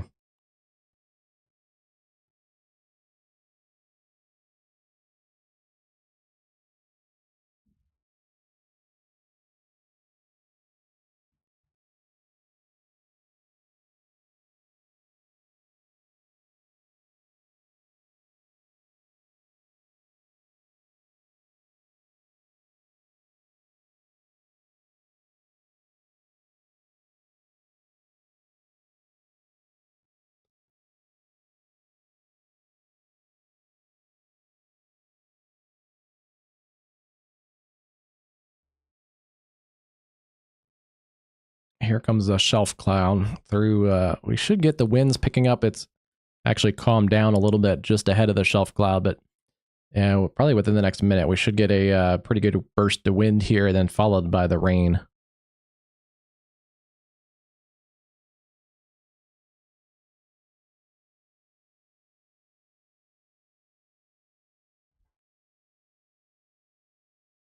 This storm up towards Fitzgerald does have some rotation, but it also may have some accentuated damaging winds as it's bowing out like that.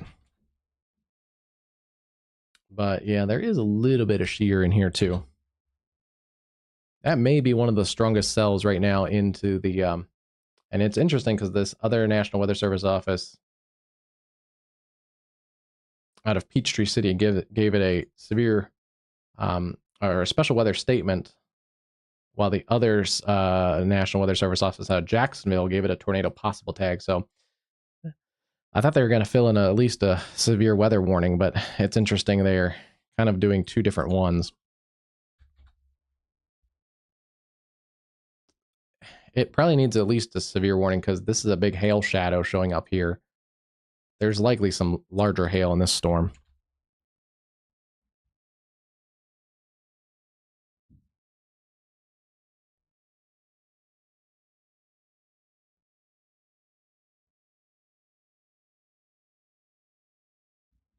All right, this camera is about to get slammed by the severe thunderstorm coming into Tifton, Georgia. Again, mostly a damaging wind threat and maybe some small hail, but mostly I think a damaging wind threat. But it'll be interesting to see this dry road quickly get covered up.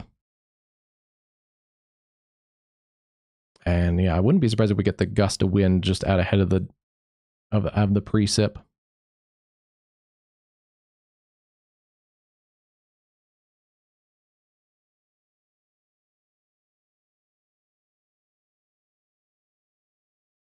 I think we're about into it. There comes a little bit of wind picking up.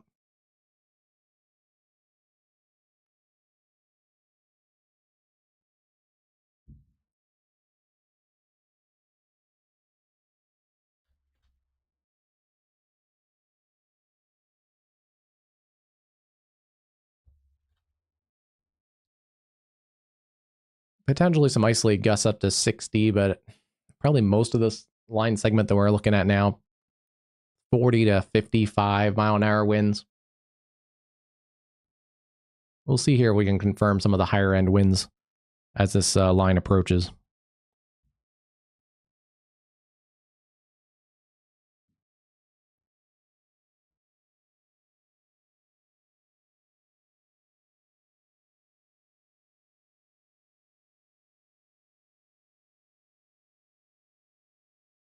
Come on.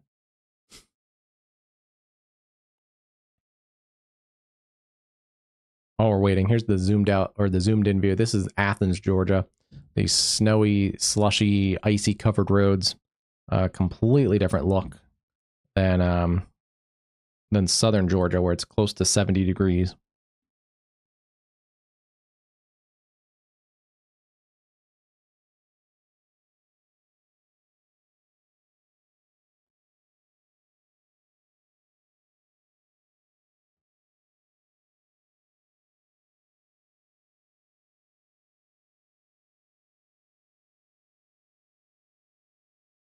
I've been watching the camera pretty tight. I've not seen this big burst of wind yet.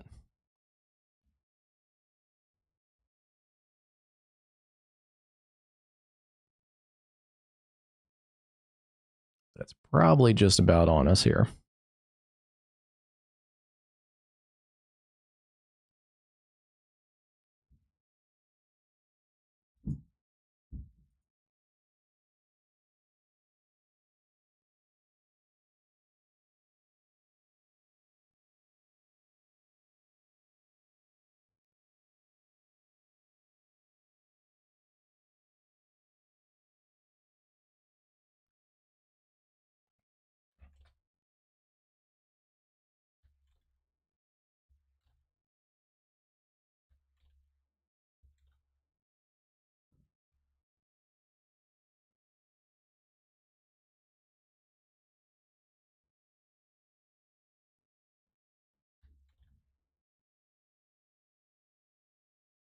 There's the big burst of wind.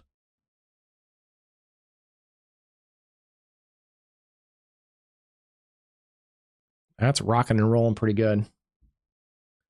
Our camera's about here. Again, the rain is going to be just behind that burst of wind, so that checks out.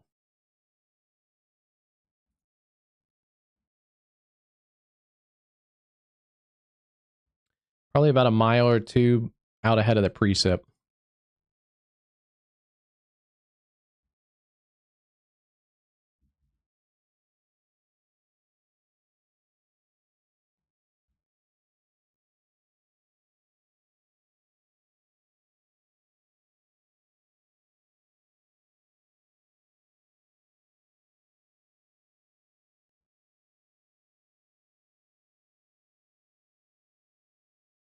Nothing too crazy, but gives you a good idea of what this storm is packing right now.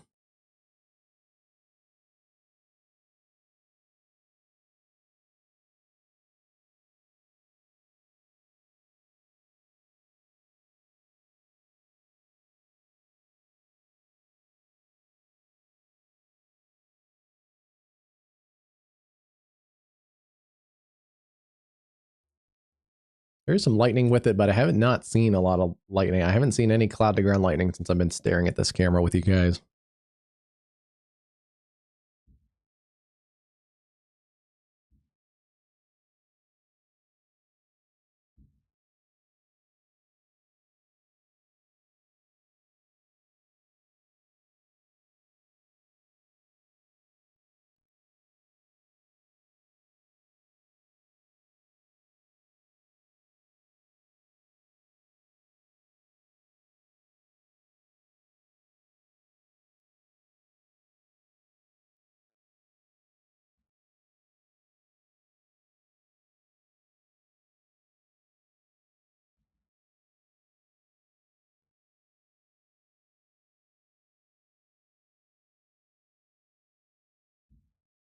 Maybe some small hail picking up north of Tifton in this cell, or in that part of the cell too. Should be about into the rain.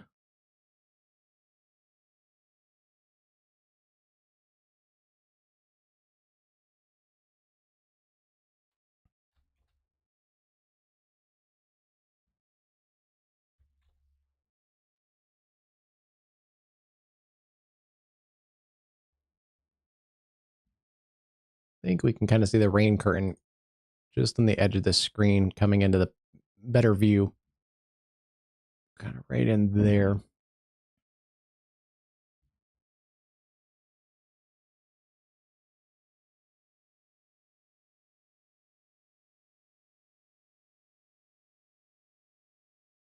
So you get a gusty burst of wind, and then heavy rain follows. Pretty typical of a line of severe thunderstorms, but that was not a crazy gust.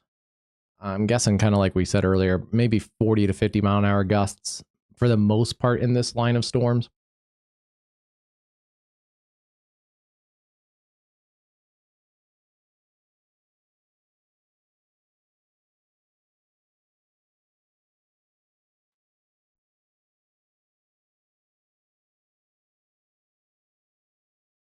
That other storm has weakened some, so that's good to see too.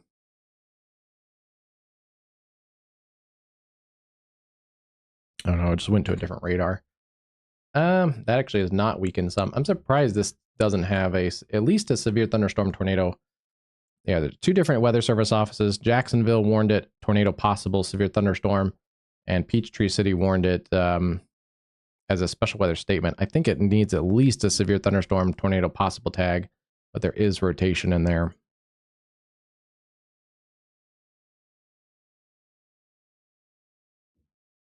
A little farther from the radar site, so it's upper level rotation, but you can see what it looks like compared to the storm near Tifton. There's nothing even showing up much on the upper level away from the radar. Or even over here, it does show up even further away from the radar site. Here comes the rain, looks like pushing into this picture.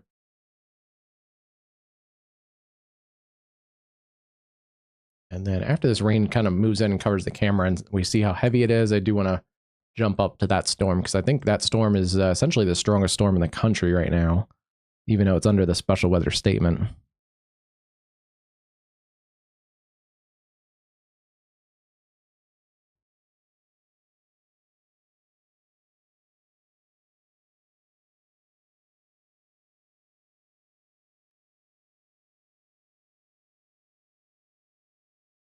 Here comes the heavier rain pushing into the camera. Still not a ton of wind, so it's mostly a wind on that leading edge, it looks like.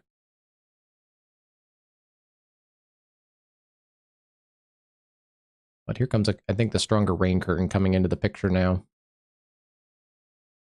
All right.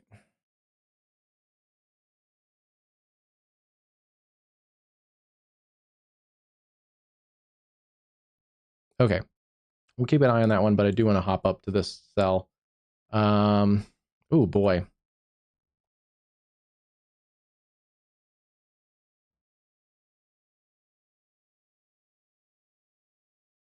It's definitely tightened up a little bit. Yeah, it's organized a little bit here near Jacksonville, Georgia. Now moving to Dr. Mann Road and McGilly Church Road. I'm gonna move over towards Lumber City, Hazelhurst. You guys are in the path of this pretty strong storm. Moving east at 50 miles an hour. Let's see what Jacksonville has. 45 to 50. It's interesting. Yeah, they don't even have like the same.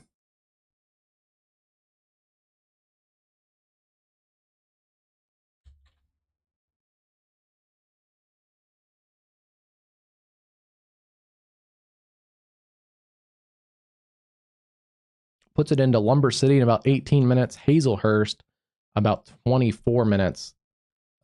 Really marginal temperatures, though. It's 51 at Hazelhurst.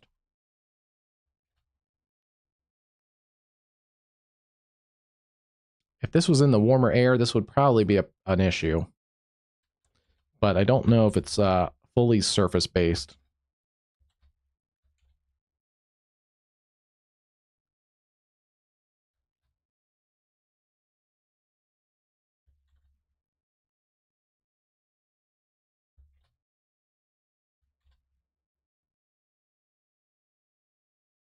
Tallahassee area, you're going to get some strong storms, maybe a brief burst of wind, but they have decreased in intensity, and I do see they are going to continue it on with a special weather statement. So that's, I think, the right idea, is dropping those severe warnings across pretty much the Florida Panhandle.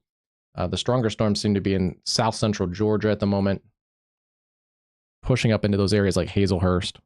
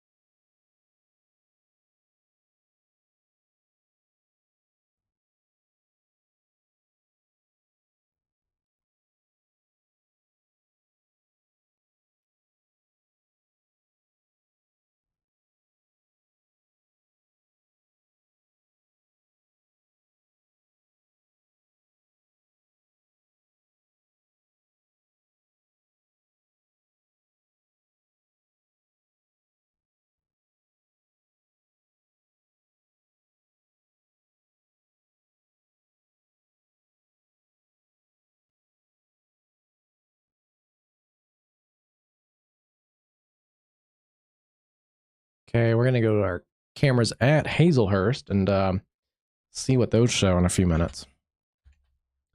The strongest part of the storm is probably going to be just north of Hazelhurst, but still a pretty good look at it. Let's see. Yeah, it's riding right along East River Road. Live up on East River Road. This decent circulation in here. We're a little bit further from the radar. It's in a colder environment, so it's probably elevated, but I think it probably deserves at least a severe thunderstorm warning. So definitely hunker down if you're in this area around Lumber City and Hazelhurst. Good news is this is a pretty rural area, but and I think those are basically the only communities out here, but double check. Yeah, for right now, those are basically the only communities. There's a few smaller ones. Towns, Spring Hill, Jordan, Charlottesville, Tallahassee, Georgia, Maisie, Hazelhurst, Lumber City, Uvalde, and Charlottesville in Georgia. Definitely a sell to keep your guard up about a little bit.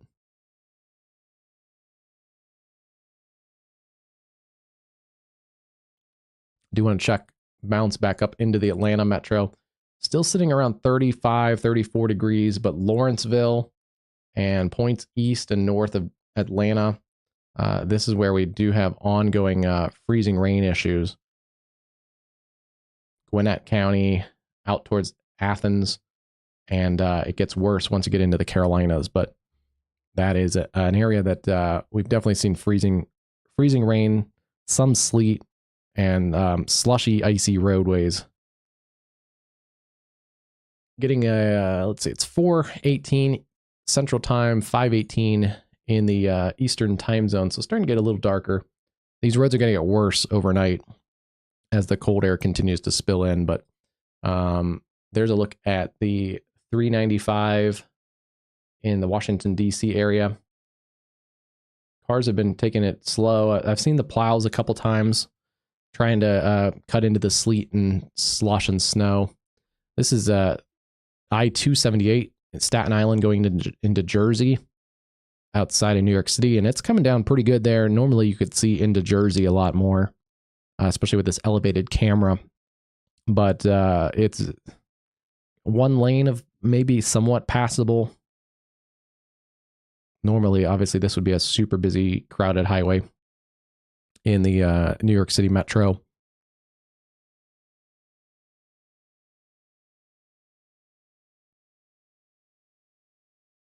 And then down across northern Mississippi, this is where we had some pretty severe icing in Mississippi with over an inch of ice and some crippling ice storm, looks like ongoing.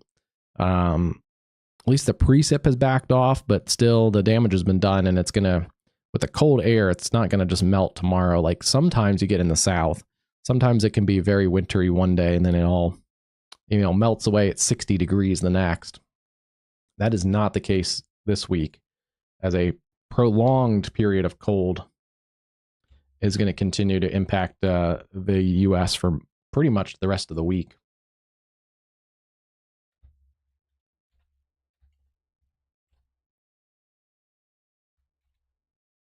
Still watching this area, little rotation in this cell. It had some larger hail at a point, but looks like the hail's come down on it, which is good. Going to be moving towards Lumber City and Hazleton in the next couple minutes.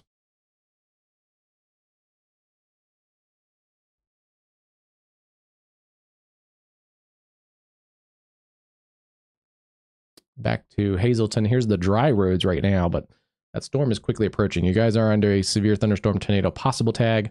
Make sure you're in a sturdy structure at least.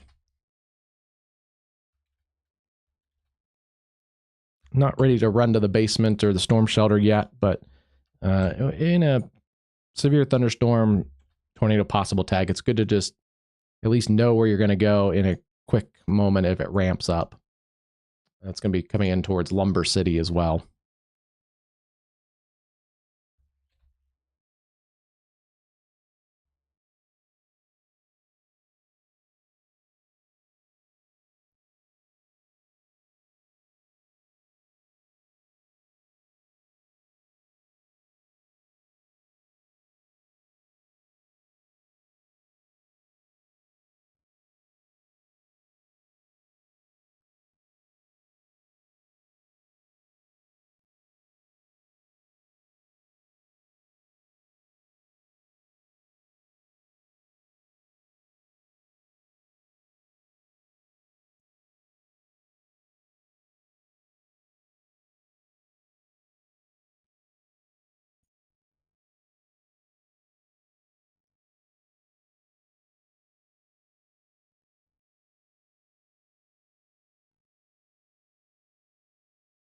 Checking cameras while we're looking at stuff. Some of the worst cameras probably in this area in Mississippi are out right now with the really crippling ice storm in especially northeast parts of Mississippi.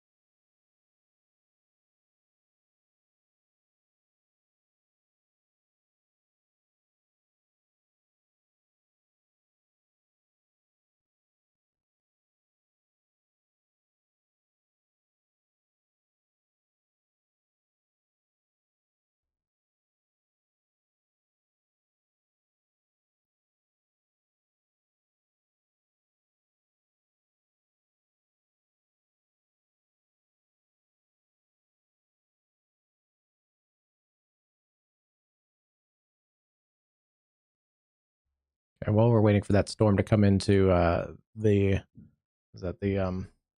Hazelhurst, Georgia area, I do want to take a look at this this look here.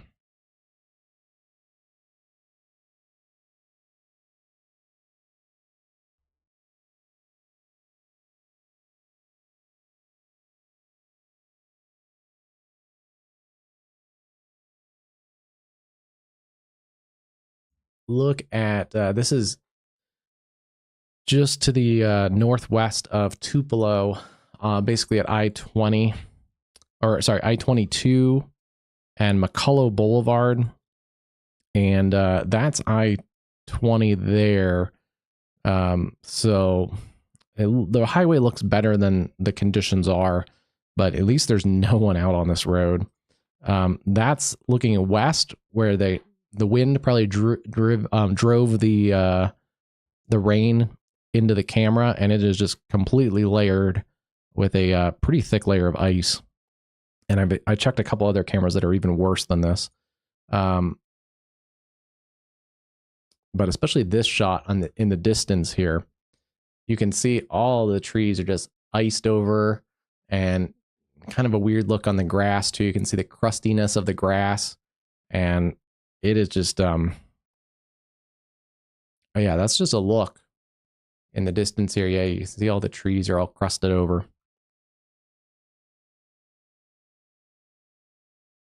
A little bit of it in the shot too, and off to the top left, you can see all these trees are kind of crusty, and the grass up in here, and then certainly the berm of the interstate especially on the bridge. This shows you also the difference between a regular surface and an elevated surface.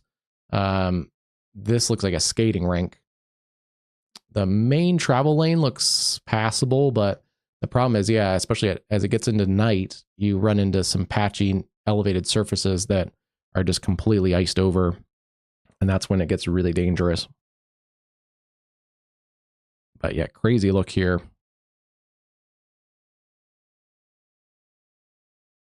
Out of northeastern parts of Mississippi.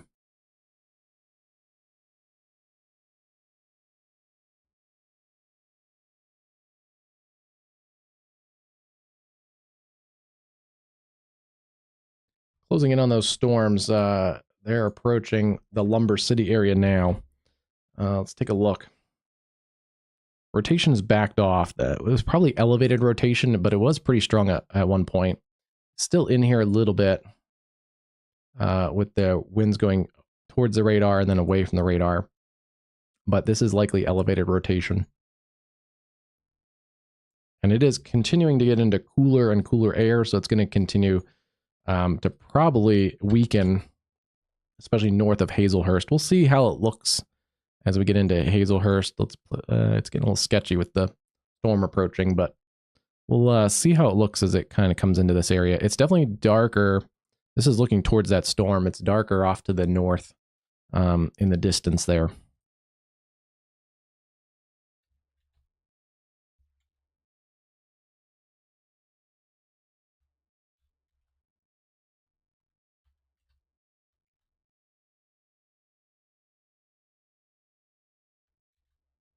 These storms continue to weaken as they push into the cooler air into especially east central and southeast Georgia.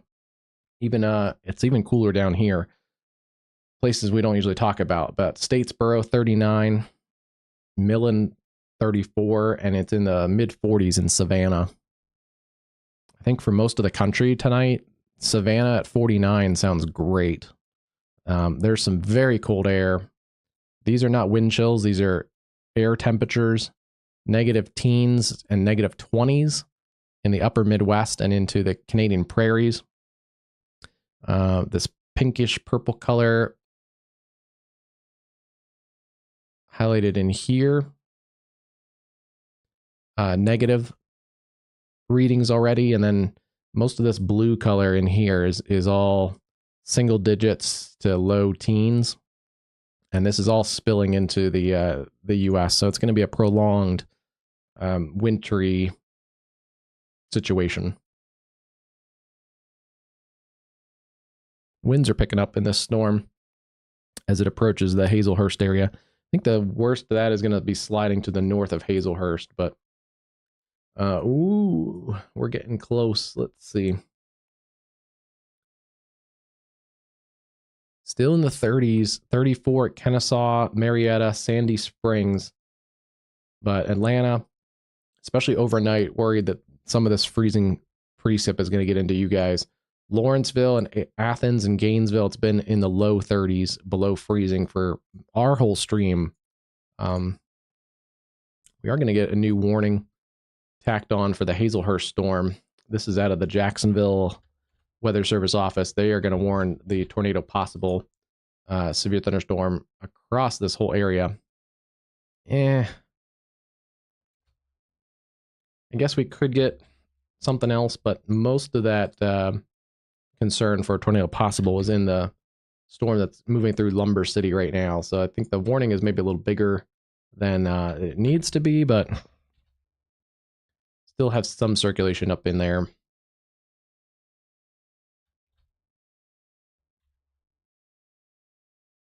There's a potential for a couple severe weather, couple tornadoes maybe into that area with a little bit warmer below the warm front, but these storms are kind of outriding the best area of spin in the atmosphere. So yeah, maybe an isolated, very brief tornado, but for the most part, we're running out of that juice and the vorticity and kind of all the ingredients you need for supercells.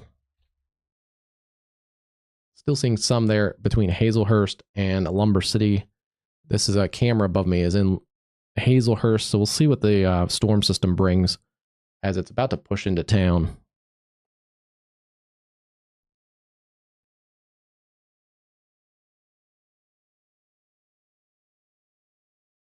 Yeah, keeping an eye on Mississippi. This is in the Tupelo area along I-22, just completely iced over.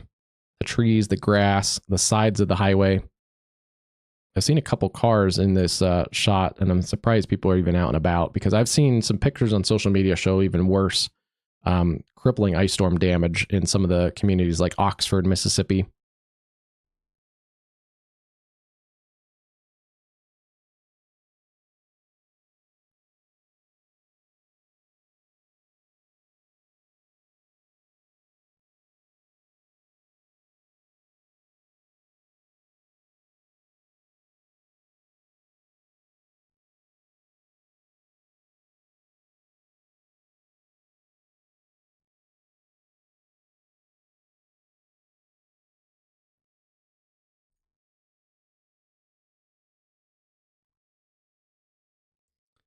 Let's see.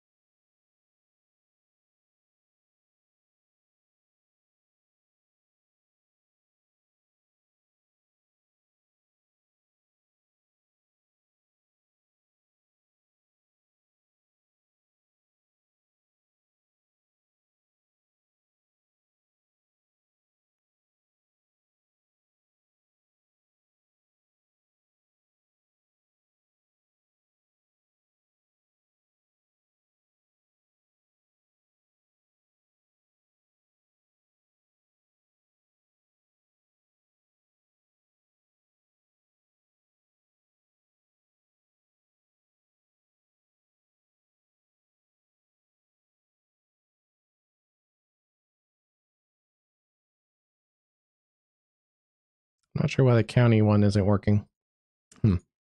I'll play around with that later, but let's see. Statewide, looks like Tennessee is leading the way. Over 300,000 customers are out. It's close to 10% of customers in Tennessee. Similar for Mississippi, 10%, with about 150,000 customers without power, and then about 5%, closer to 632 without power in Louisiana. And this is going to be a serious situation because it is going to get dangerously cold tonight. These power outage issues are going to spread into the Carolinas and into northeast Georgia overnight, as this whole batch of precip is moving up into sub-freezing temperatures.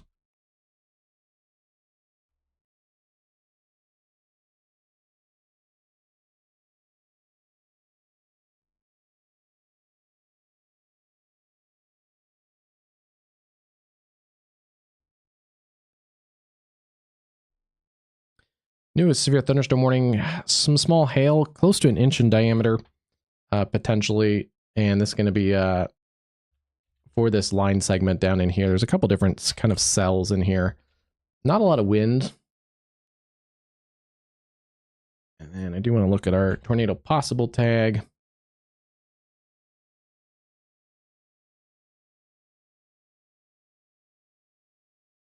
Yeah, that storm has backed off quite significantly, so that's a good thing to see. Let's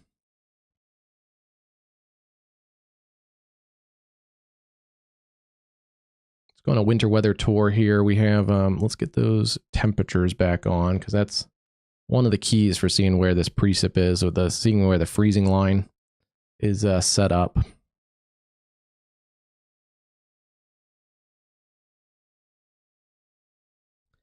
So yeah, cold air damming is wedged into eastern and northeastern Georgia right now. It's 30 at Augusta, 30 at Athens, and 32 at Gainesville and Lawrenceville, in the 20s right near the Carolina-Georgia state line. So that's where we're getting our freezing rain. And it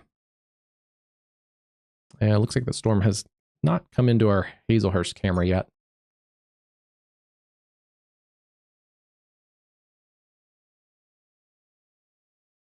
But there's a look at the Athens area with freezing rain and sleet, covered roads. There's our getting really dark there in Hazelhurst, but I think the biggest part of that storm has missed this camera. Still keep an eye on it. Gusty winds coming in there. Ice storm warnings continue through Monday for much of this area here in eastern parts of Georgia and much of South Carolina and into North Carolina.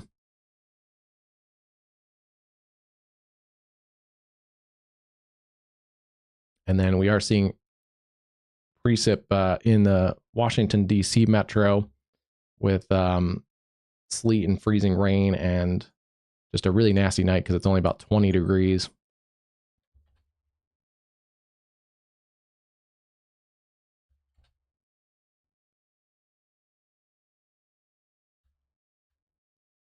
Looking at correlation coefficient, we can see that sleet line between the mixed precip and the snow. So this is all snow back here in western Pennsylvania and northern Pennsylvania. This is sleet down here in Lancaster, York, Harrisburg, Carlisle, Chambersburg, down into Maryland and northern Virginia. So we can very clearly see where that sleet line is.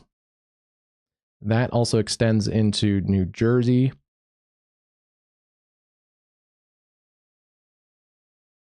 Yeah, there's your sleet line from Reading over towards Allentown, approaching Stroudsburg, and then over into the New York City Metro, Patterson, Yonkers. Looks like most of Long Island is transitioning over from snow to mixed precip and sleet. The Northeast and Mid-Atlantic started as snow, but yeah, very quickly transitioning over. There's the line right around White Plains, back through New Jersey, Mount Olive Township, Sparta Township. North of there, it's all snow.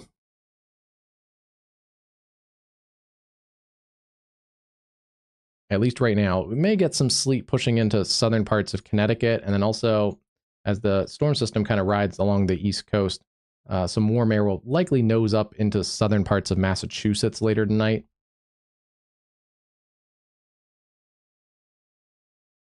Right now, it looks like it's mostly snow, as the sleet is just off the Connecticut coastline and over towards Nantucket. But yeah, this should lift to the north just a little bit, especially across Rhode Island, southeast parts of Mass, and likely the Cape gets into more of a mixed precip and even rain. Some of the models even showed some rain, especially around Nantucket, as that storm system works by. But yeah, all snow up here near Albany, the Hudson Valley, western Mass, northern Connecticut.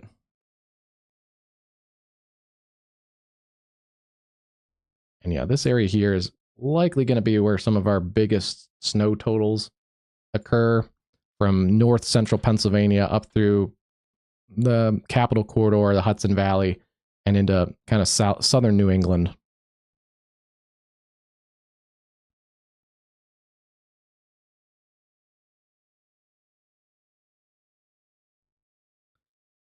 This is the other area that I pegged for some pretty good snows, and we're seeing some pretty good bands of snow still falling across Ohio on the back edge of this storm system. Looking at maybe some sleet mixing in, but for the most part, it looks to be snow. Yeah, snow being reported at Dayton. Snow at Columbus.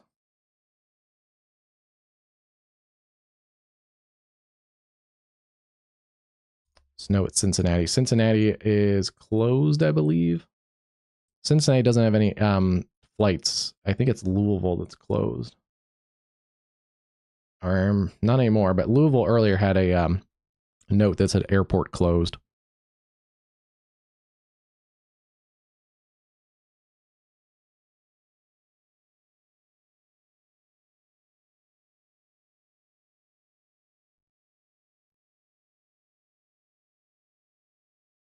Just a massive storm system.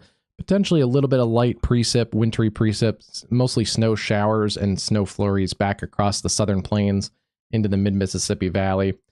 Watching for a flash freeze across the south, as those temperatures will drop in Louisiana, Mississippi, Alabama behind the cold front. Still tons of winter storm warnings from the mid-Atlantic and the Ohio Valley up into Maine. This is where our main swath of accumulating snow is going to be the rest of the evening tonight across the New England and Northeast and a little bit of the Ohio Valley. From there, this is going to be a big mixed bag of sleet, freezing rain. As the warm nose kind of pushes up into the mid-Atlantic, you're going to transition from snow and sleet to sleet and freezing rain. Parts like Virginia Beach and the eastern part of the Carolinas will transition to rain at some point, and then likely back on the backside of as the low kind of pulls away, maybe transitioning back to some light snow as the system kind of clears out. But otherwise, mostly going to be a sleet and freezing rain issue in the Carolinas and the Mid-Atlantic. And then especially the Carolinas, not even a sleet issue, mostly a freezing rain event with a ongoing ice storm warnings across the Carolinas, Charlotte, Greensburg, Greenville, Greenwood, Columbia,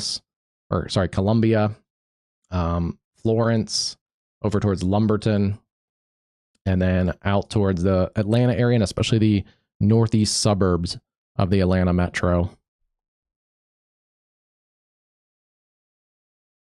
Yeah, here's a look at the Athens area. Starting to get dark, but here's the look at outside of New York City.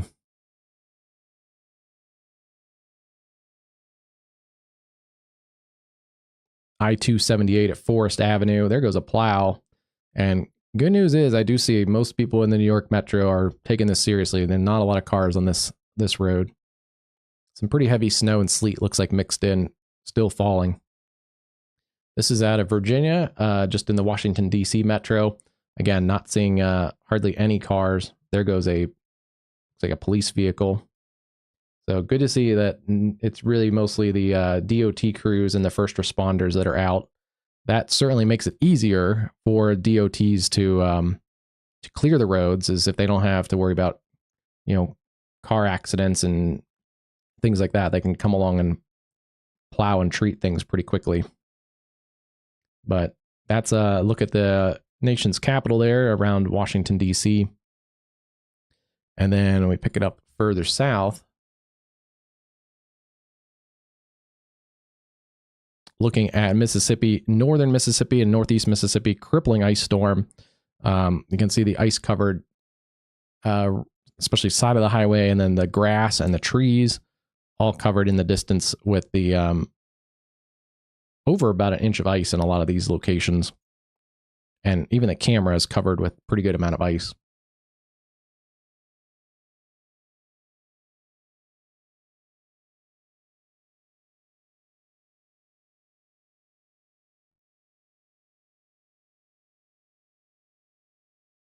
On the other camera to look at, this is a mix of slush and sleet and snow in the Memphis area. Couple inches of sleet, couple inches of snow, and some freezing rain. And this is what you get, a completely snow and ice covered I-55 that would normally be full of traffic. I think 4 lanes of traffic in this area. And it's just down to one somewhat passable lane.